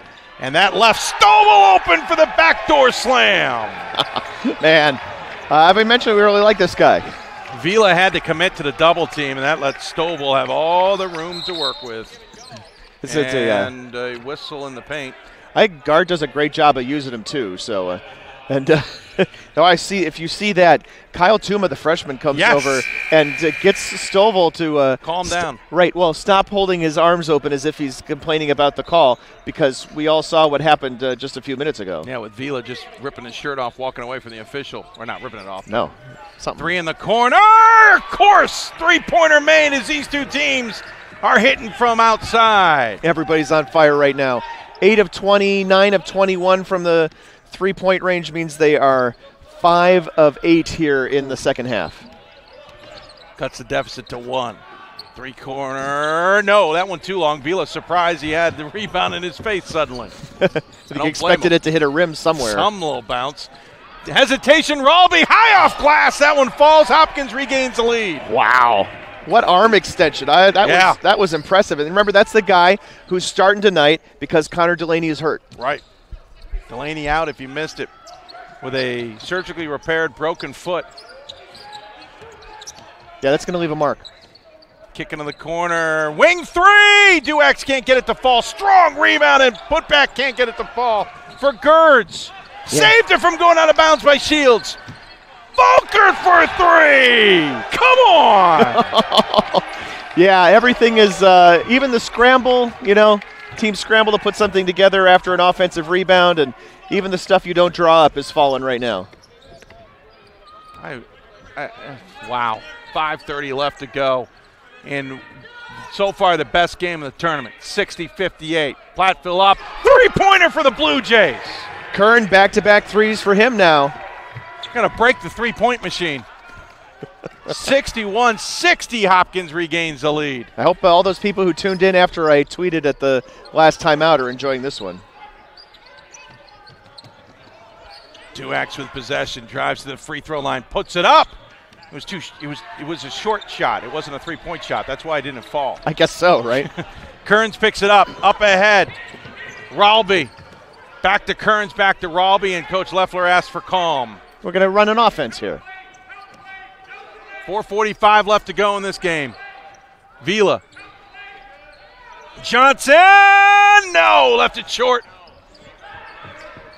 Jeez. Dave's getting up there, folks.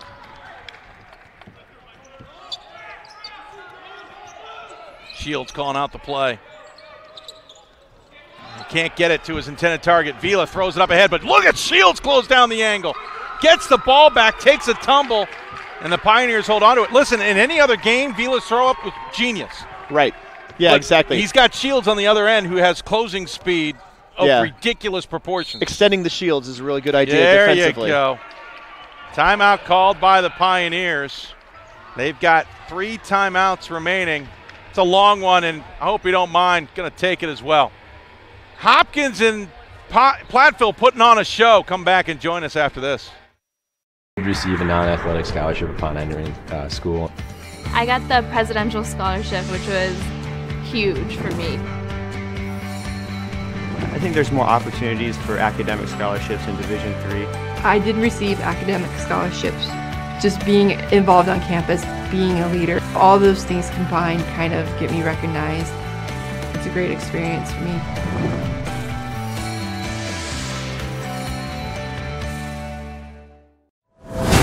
Big shots. Big dunks. This trophy is not given. It must be earned.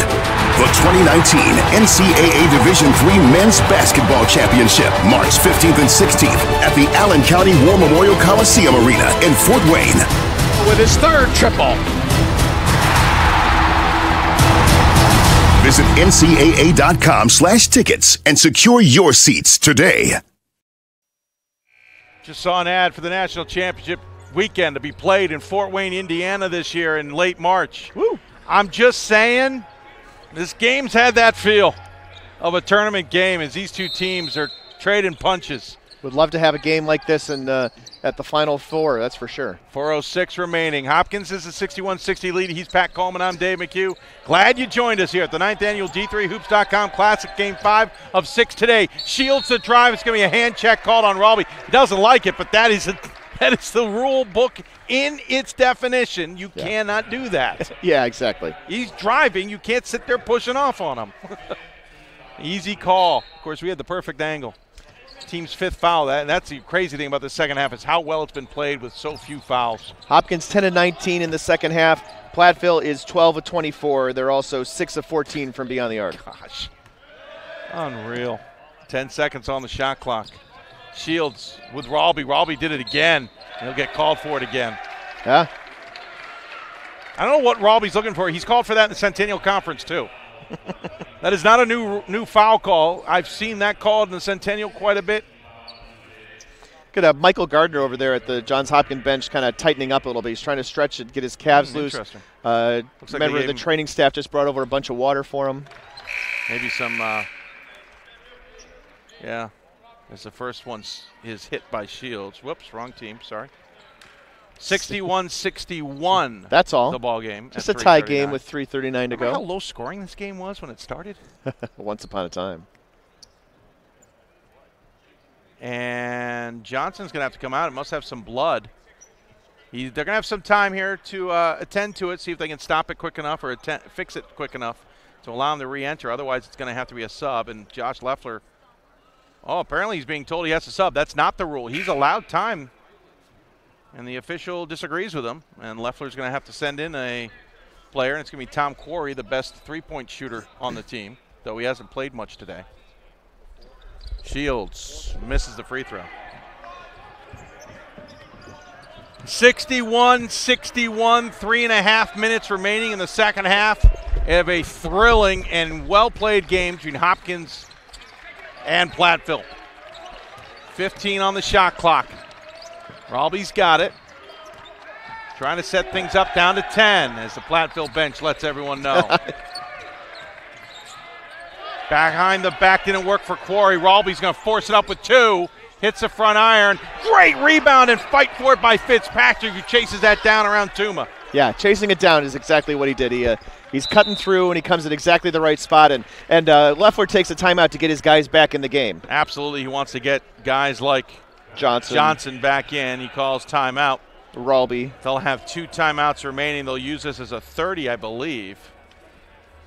And they're all standing. Nope, they're going to go sit on the bench. We'll take it as well. Timeout on the floor. Timeout on your broadcast. Back with more after this. It starts right when you hit the court. You imagine your finest moment. The game-winning shot that gets you to the dance. A monster dunk or no-look pass. And cutting down the net. Sports lets us dream of our own success and prepare us for our finest moments on and off the court.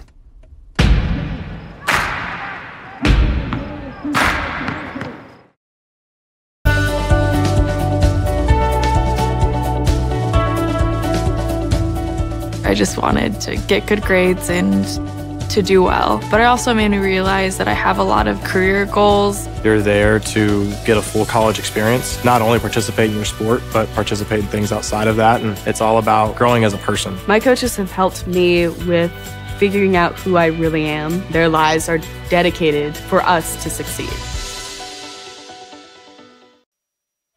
Welcome back as we are here with 3:01 remaining in the second half between the Wisconsin-Platteville Pioneers and the Johns Hopkins Blue Jays. It is tied at 61-61 at halftime. It was Hopkins leading 35-26. Hopkins, that's their biggest lead of the game. Yeah, and that lead evaporated very early on in the second half. Pioneers got up by 4, which was their biggest lead of the contest. Hopkins with possession in the black uniforms with white numbers. Ralby around Duax. Will fight for it. Will get the foul called on Duax, but will not get the shot to fall. I'm Dave McHugh alongside Pat Coleman. Duax picks up his second foul. 4th team foul. Pioneers will be in the bonus next Hopkins foul. Vila with 3, Fitzpatrick with 3 for Johns Hopkins. It's Gerds and Stovall with 3 apiece for Platteville. Ralby with a smirk as it wasn't a pretty free throw. Checking into the game for Hopkins is Fitzpatrick. In Stovall, you said? Stovall with 3 apiece, yeah, and Gerds, yep. And he's back into the game as well, 2:51. That free throw looks a little bit better, and Hopkins regains the lead 62-61. These 2 teams have traded or tied a ton in the second half as Gardner for Hopkins continues to try and stay loose. Sounds like maybe he cramped up a little bit. I mean, that's what it looks like, right? I agree with you. He's trying to stay loose to be into the game. Shields with a nice speed, leaves it for Stovall, who cannot finish what was a beautiful feed. Yeah, and he just put it up there with a nice little touch. Yeah. But he's so strong to the basket. Put the ball on the floor, attack the basket. He attacked, everybody came to him, left Stovall open. Stovall couldn't convert. I think Stovall was surprised to get the basketball, in all honesty. No, badly handled by Kearns. Volkler is going to force the issue, and he's going to force the foul on Fitzpatrick. Yeah. 4th foul on Fitzpatrick. And Gardner is going to re-enter the game, though it's 2 free throws, so Gardner's going to have to wait it for a moment.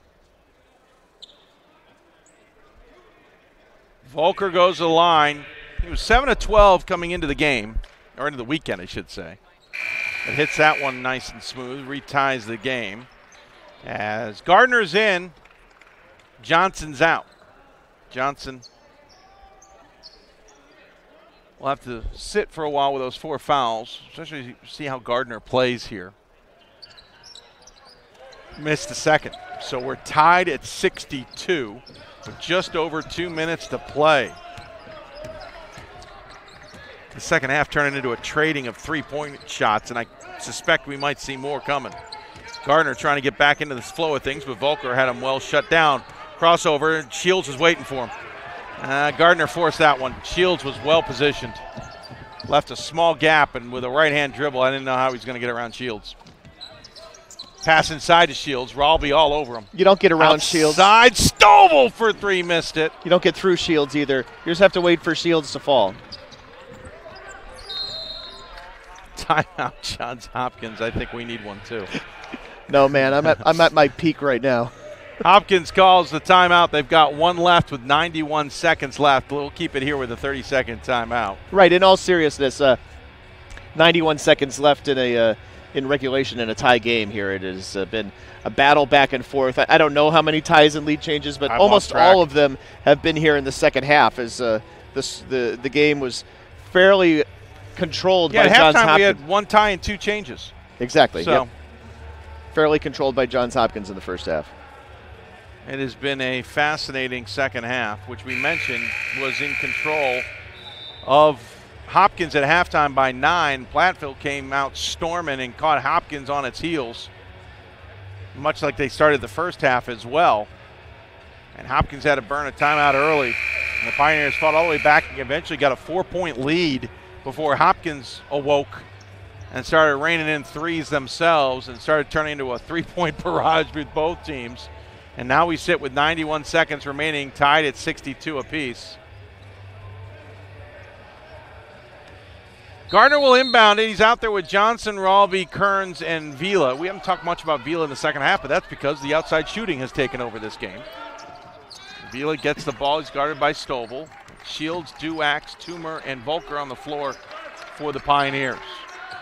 10 seconds left. Nice speed, but Stovall had a hand in the passing lane. Nicely deflected right there. Yes, that was a good idea, but Stovall with textbook basketball defense. And staying with him, too, right? I mean, Stovall's a guy who probably has to worry about his foul total because he doesn't he picks up fouls relatively quickly. Less than a minute left. Apparently Hopkins thought there was some infraction not called. Assume a travel. Shields a drive, and he gets it over the outstretched defensive arms. And Pioneers have a 2-point lead. Timeout, final one by Hopkins. Shields playing his way onto the all-tournament team right now. Yeah, absolutely. 18 points, 5 of 8 from the floor, 3 of 4 from downtown. Oh, let's throw in 6 assists. Let's add 7 rebounds. Come on. It's a great day. Great day for him. Shields, his first step is impressive enough. It's his second step where he's still gaining speed. That is so scary. With control of the ball and then the ability to control his momentum to lay that layup in while the defender is closing in on him. Yeah, and think about this as a sophomore who's getting a lot more playing time this year, after a year of sitting playing as a freshman. Mental note to the rest of the WIAC. You're going to have to deal with this guy for a while. There's a lot of speed there, speed and quickness, and those are two different things, and he's got them both. Defensively and offensively, because again, he had that play. It's true. Granted, a bad play by Gardner forcing the issue, but the hedge defense by Shields, nicely done, getting into the lane there and forcing a bad decision by Gardner. 47.8 seconds left. Platteville, who did not have a very good game against Edgewood, to be honest, did not play well, are playing well tonight against Hopkins. And Hopkins has had a few moments where they've lapsed, but you almost forgot that Connor Delaney's not out there. Though I'm sure any Blue Jays fan would be wishing Connor Delaney was out there in this situation. Gardner drives, pump fakes, he's in trouble, kicks out to Johnson. Johnson looking for help and barely almost threw it away. Wow. Shields being guarded by Ralby. 10 seconds on the shot clock. Shields right there.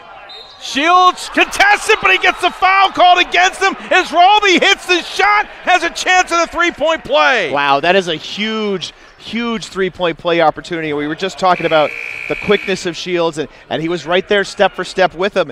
But, you see the senior, Noah Ralby, who hasn't gotten a ton of playing time, now getting the start today and coming up big in a senior moment. He's done that a couple times today. He's had that really crazy high-arcing shot on a layup. Yeah. Ralby with a chance at a 3-point play for the 1-point lead. Does it. Now, shot clock off. Shot clock offset, 28.7 seconds left. Pioneers have 3 timeouts remaining. Jeff Gard wants it. He wanted it at the 20-foot line, but Shields stops short of it. Who knows where they'll mark him. Full timeout here with 2 timeouts remaining. Now, let's take one more break. We'll take a break, come back with a closing 25.9 seconds. Could be a good one. Just a gut feeling. The love of the game. But for those of us who are Division III student athletes, it's more than that. A lot more. Sure, the game is important. But as we work so hard to build both mind and body, it's more about team. That is why NCAA Division III teamed up with Special Olympics. And in giving the gift of sport to those for whom it seemed an impossible dream, we are working to make this a better world. Help us keep that dream alive. You can make a difference. Division III allows you to give yourself to other things. Having that free time allows me to pursue the things that I want to pursue.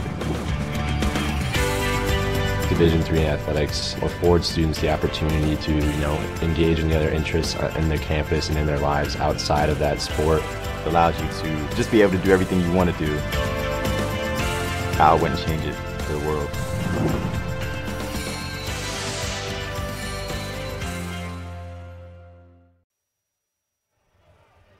Welcome back to the South Point Arena in Las Vegas for the 9th annual D3Hoops.com Classic. Day 2, Game 5. Hopkins had a 65-64 lead with 25.9 seconds left over Wisconsin-Platteville. Pioneers have the ball in the orange uniforms. Volker along with Toomer, Stovall, Shields, and Duax. Shields with the ball being guarded by Ralby. Shot clock is off. 2 timeouts remaining for the Pioneers. Volker trying to go around Johnson. Finds Stovall. Stovall can't control. Forces up the shot. It falls and he draws the foul. 13.8 seconds left. And when that ball went to the floor, I did not think it was going to come back for him. No. I didn't think Stovall was going to get it back, let alone awkward. Get control over it, let alone put it in the basket. So Stovall's got a chance to make this a 2-point game on the 3-point play if he can hit this shot. He does. 67-65. No timeouts remaining for the Blue Jays with 13.8 seconds left. Kern's up ahead, and they'll call. Yeah, there's a timeout left. Oh, there was a timeout left. Man, the board has been weird. I've been following the board. Well, we'll add it. Now we'll take it away. That's the second game in a row where the scoreboard has been weird with those. I just follow them. Well, 11.4 seconds, so I apologize for the misinformation. That's all right. This is the question is you go for 2 or for 3 here. Or you play, you could, of course, you could play combo. You could play inside out, right, or play outside in, right? See what you get. 11.4. I don't think you force the win necessarily. I mean, Hopkins has actually not shot super well from the outside over the course of the last 5 or 6 minutes. No, they had that spurt 5 minutes into the second half. They went on a good run there, but then it didn't really materialize after that. Well, it'd be interesting to see here, right? We got Johnson, who's shot well, but primarily from the outside. Ralby's done a pretty good job of putting the ball on the floor and taking it to the hole. Gardner, assuming Gardner is able to stay in the game, because every time I think that the game stops, I wonder about Gardner stiffening up and cramping. Well, he was out defensively that last run. He was on the sideline pacing. And it's probably because they were worried about him. He's back in now. Gardner, Vila, Ralby, Kearns, and Johnson. Kearns is a guy who's had a really good – Kearns really good the last 5 minutes or so. That's a guy. Dueck, Stovall, Volker, Rainey, and Shields on the floor for Platteville. Now Hopkins has no timeouts remaining. 11.4 seconds left. Ralby being guarded by Shields. He'll drive the lane, stops, comes out to the top of the key. 5 seconds left, gets it to Vila. 2 seconds left. Vila's going to force it, draws the foul on Shields.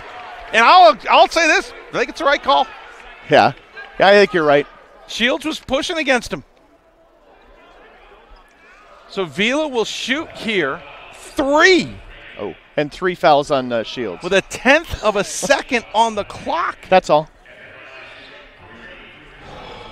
My heart's in the throat. Vila, 96.8% free throw shooter. 67-65. Vila needs to hit at least 2 with a 1/10 of a second.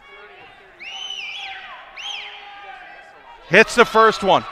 Coming in, Vila on the season, the best free throw shooter on the team at 96.8 seconds left, and Guard's going to try and ice him with a timeout. Well, and Leffler is really upset because they blew the whistle while the ball was in Vila's hands, and that's a no-no. You do not do that.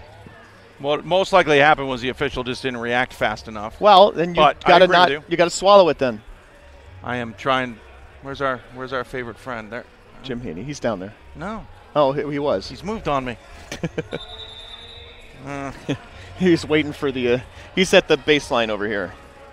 He's waiting for the officials after the game. I guess. Vila's got 2 shots left, and again, he's the team's best free throw shooter. Needs to hit 1 for the tie, 1 for the win. 2 for the win.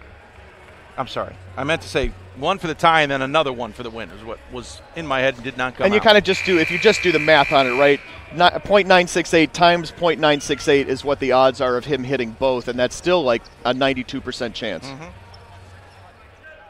Vila with something made the official laugh. That's the same official that teed him up earlier. Remember Loris won a game like this earlier this year. Oh, he missed it. Hey, he did miss it. Oh, boy. Yes, Loris got the win over Augustana. That's this way. But won't happen this time.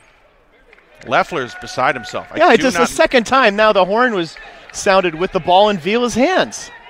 This is not how this works. Sub came to the table late. You can't get him in at this point. He's already screwed Vila once.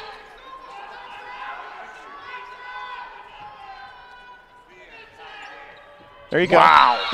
Ice water in his veins. Jeez. Come on. I know he missed 1, but all of the distractions before that free throw. Right. Jeez. You get the whistle blown for no good reason on the second free throw, and then the horn blows incorrectly on the third one. And we are headed to overtime, and unfortunately, I'm not seeing some pleasantries up in the stands. 67-67. Yeah, we'll take a break.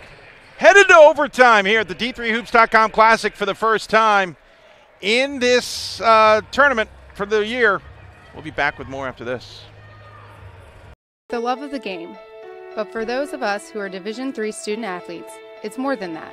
A lot more.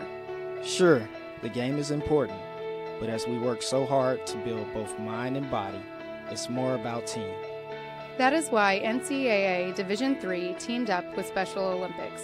And in giving the gift of sport to those for whom it seemed an impossible dream, we are working to make this a better world. Help us keep that dream alive. You can make a difference. Division III allows you to give yourself to other things. Having that free time allows me to pursue the things that I want to pursue. Division III athletics affords students the opportunity to, engage in the other interests in their campus and in their lives outside of that sport. It allows you to just be able to do everything you want to do. I wouldn't change it for the world.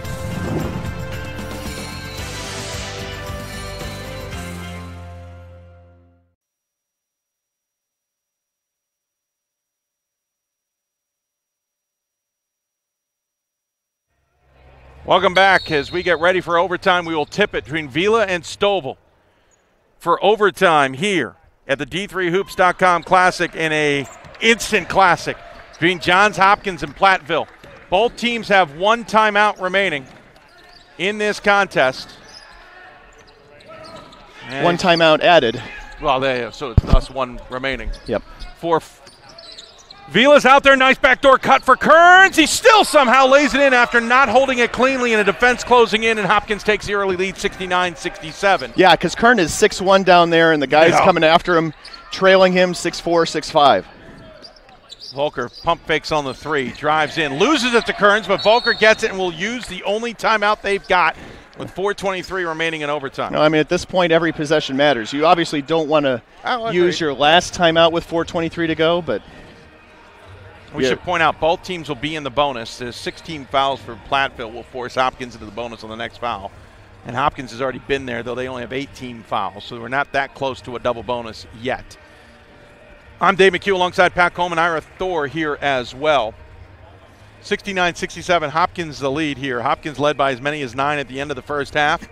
Platteville came storming back, took a 4-point lead early in the second half, and then the teams just started trading 3 points and the lead.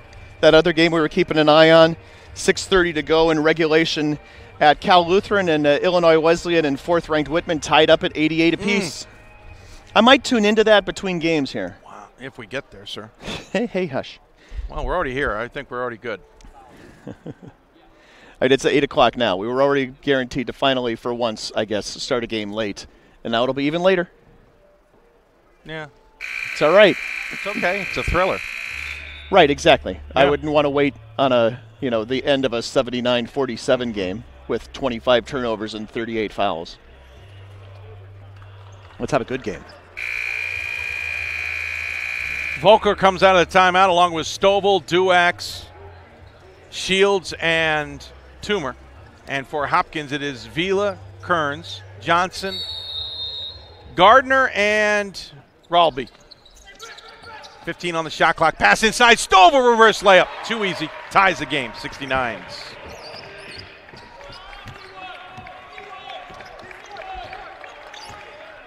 Hopkins with possession. They have a timeout remaining. Platteville does not. Vila has the ball. Now he gives it back to Gardner. Gardner picks up his dribble and now hands it to Johnson on the near wing. Up top to Ralby. 10 seconds on the shot clock. Goes around. Nope. Fakes it on the Vila screen. Gets in the middle. Shields contests it. Shields nearly comes down with a rebound. Ralby somehow comes out of the fray with the ball. I don't know how he came out of that traffic with the basketball. I have no idea. Amazing. Just after Shields looked like he had skied for the rebound. New shot clock is what it resulted in, and that shot clock down to 16. Vila to Johnson for 3. No good. It's been a while since he's hit. Also been a while since he's taken one. I was going to say it has been a while since he shot. Stovall gets the rebound. Platteville with the ball. Tied at 69 here in this one. The D3Hoops.com Classic in overtime.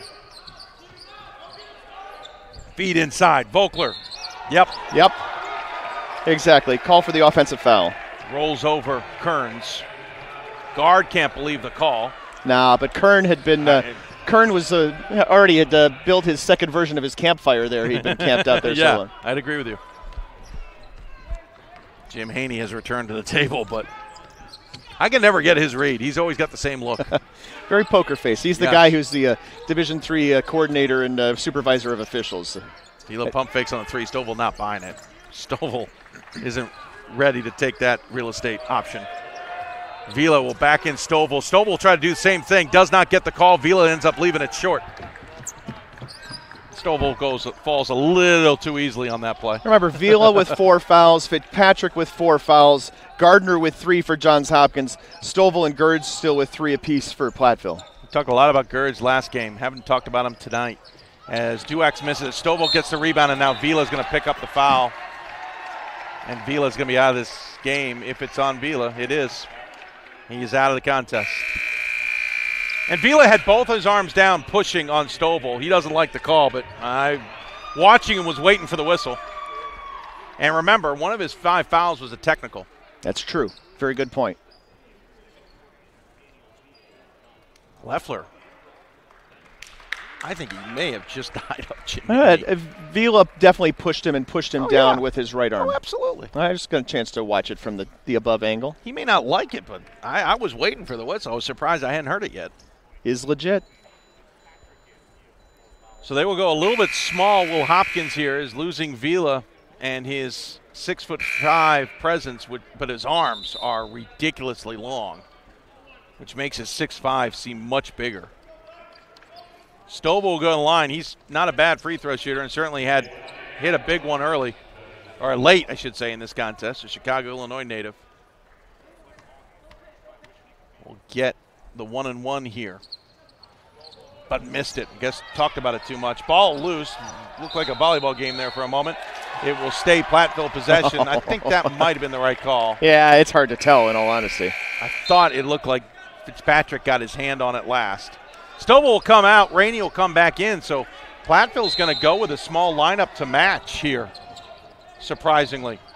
Toomer gets the ball inside, kick out the Volker. They'll reset the offense. 2:20 remaining. Still tied at 69. Both teams have only scored a bucket in this overtime. Shields, and that's another push off by Ralby. He's arguing it, but he's done it 3 times now. I can't argue with you there. When's he going to get the memo?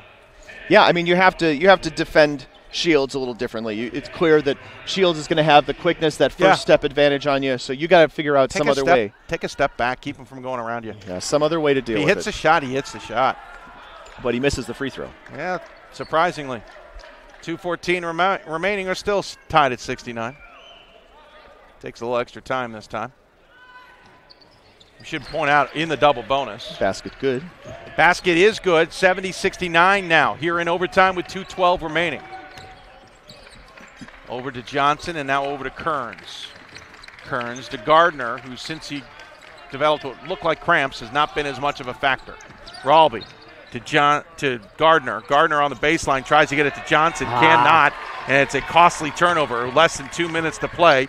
And UWP can make this a 3-point or 2-possession ball game.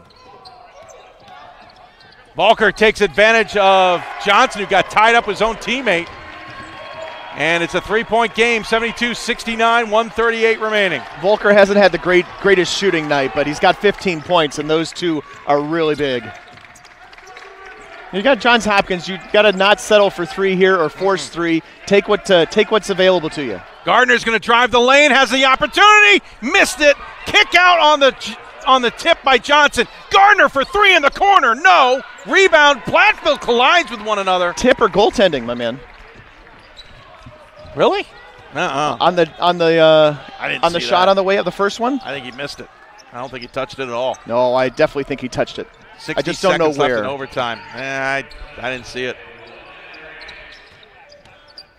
Drive in. Duax can't get it to fall, but it will go to the line to shoot. And Johnson has fouled out of this contest.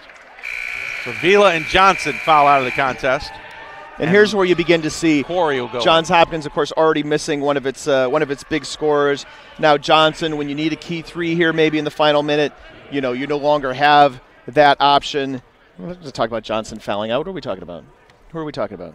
Fitzpatrick. I apologize. Okay. Fitzpatrick fouling out. Misspoke. That's not Braden Johnson. I apologize.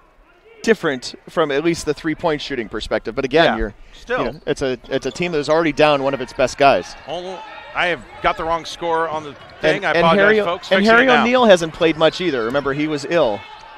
73-69. Yeah, he hasn't played much since midway through the second half. Yep. He hasn't been feeling well, and they have clearly decided not to go to him here in this situation.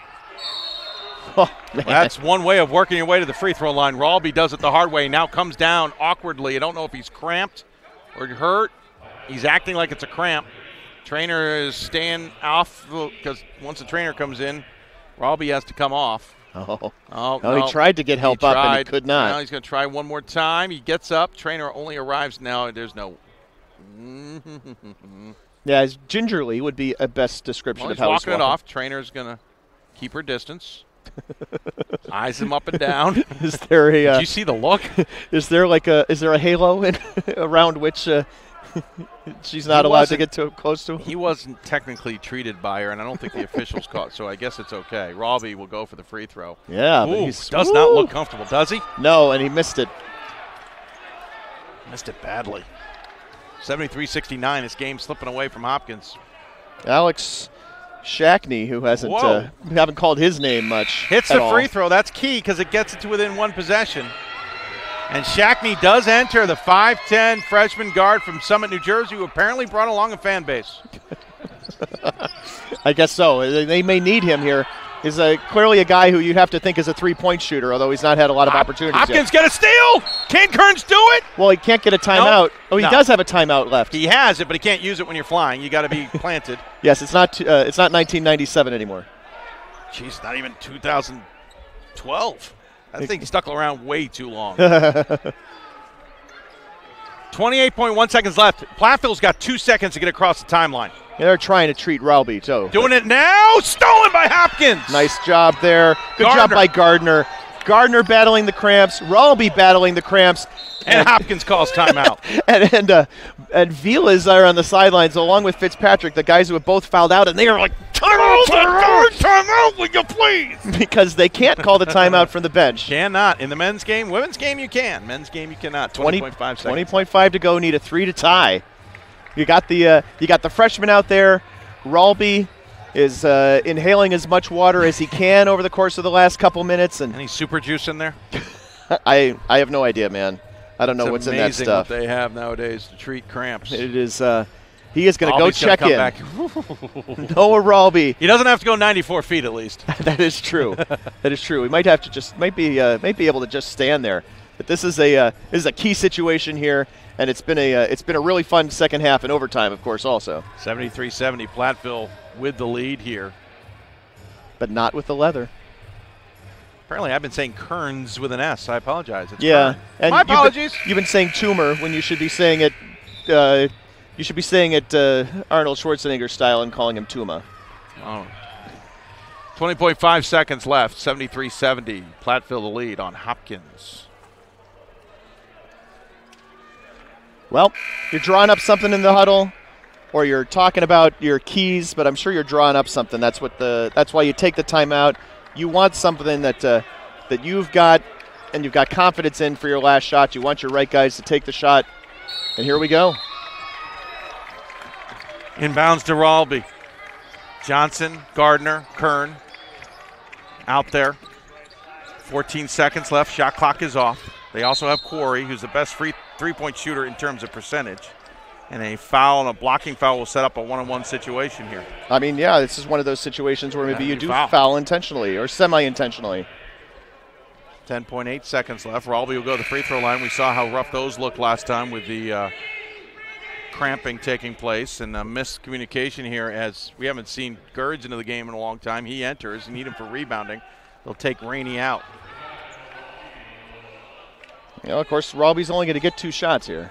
10.8 left. Actually, might only get 1. He missed it. He does only get 1. Gerds gets a rebound, gets it to Shields. Quick foul from Gardner. And, of course, Shields is not the guy you want to foul, but with 8.5 left, you don't get choices. Missed one last time. Missed one last time. I know. I get that. By the way, we should point out there is a game coming up after this one, and those teams are eagerly awaiting it to continue, this one to end. North Central will take on Ohio Northern. They've been waiting in the wings. Shields with 1 to end this. Hits it. 74-70. It gets really difficult here from now on for Johns Hopkins. Second one is good. It gets much more difficult now. Rainey back in, Gerds out. 2 clutch free throws. Obviously, we talked about the one that he missed a moment ago, but that is huge right there. Ralby will let this roll. Going to let it roll a long way. That's a few seconds off the clock, or not off the clock. Quarry for 3. Ooh, that wasn't the gamble worth taking. Yeah. I mean, you need a quick shot, I know, but that was a tough one. 2.7 seconds left, and that's going to wrap this one up. Yeah. Heck of a game, but Hopkins just ran out of firepower in the end. Right, ran out of bodies in a sense. Well, and that's maybe where you missed Delaney. But also, man, Quentin Shields, what a fantastic game. The guy finishes with 21 points. 8 of 10 from the foul line, 3 of 4 from beyond the arc, and is going to end up on the D3Hoops.com Classic All-Tournament team. The final in overtime, University of Wisconsin-Platteville 75, Johns Hopkins 70. Platteville improves to 6-5 on the season, while Hopkins takes their 3rd loss of the year, 8-3. They will take on Whitworth tomorrow in the D3Hoops.com Classic, whereas Platteville will head home. Content, I would say, at finishing at 2-0. I don't think they'll take the Edgewood game positively, and they may, I'm sure coaches will break down reasons they should have won this one as well. Yeah, but it's hard to go better than 2-0 in 2 games. But you got to be thrilled with the fact you didn't take a loss, and it means I also gave the wrong record. They're 7-4 on the season. 7-4 on the season. They are. That is games true. Are blurring together. It is. It's Hopkins. Friday. Yes, it's Hopkins Friday. will lick its wounds a little bit here. Hopefully O'Neal can get better so they can get him back in the lineup. Vila, who had a good game, will reconsider the technical foul he earned himself. Of course, they're not going to get Delaney back, but you hope that guys like Gardner and Ralby can recover from the cramps a bit to be ready against Whitworth tomorrow. We'll get you final stats here in a moment. Pat's got them, so we'll roll them over to him before getting you ready for the next game. All right, sounds good. As the final score, UW-Platteville in overtime defeats Johns Hopkins by the score of 75-70. We'll start with the Blue Jays, who fall to 8-3. They were led off the bench by Braden Johnson. The freshman played 36 minutes, 6 of 12 from the floor, 5 of 10 from beyond the arc, also 5 defensive rebounds en route to his 17 points. Michael Gardner, 14 points, 5 of 11 shooting, 2 of 6 from downtown, 2 of 3 from the foul line. It was Noah Ralby with 14 as well, a team-high 6 assists, shot 4 of 8 from the floor, and 6 of 11 from the foul line. Joey Kern with 11 in 36 minutes, 4 of 5 shooting, 3 for 4 from three-point range. Then it was Daniel Vila with 8. Joey Fitzpatrick with 4. Harry O'Neal with a pair. Alex Shackney and Tom Quarry played but did not score for the total of 70 points. Johns Hopkins, 25 of 54 from the floor for 46%, 10 of 27 from beyond the arc, 37%, and 10 of 18 from the foul line, 55.6%. Just 1 for 7 from the floor in the overtime and 0 for 3 from beyond the arc. Now for Platteville as they improve to 7-4. The Pioneers led by Quentin Shields with 21 points, 16 of them after halftime. He was 5 of 8 from the floor, 3 for 4 from downtown, 8 for 10 from the foul line, 3 steals, 7 rebounds and 6 assists to lead the team.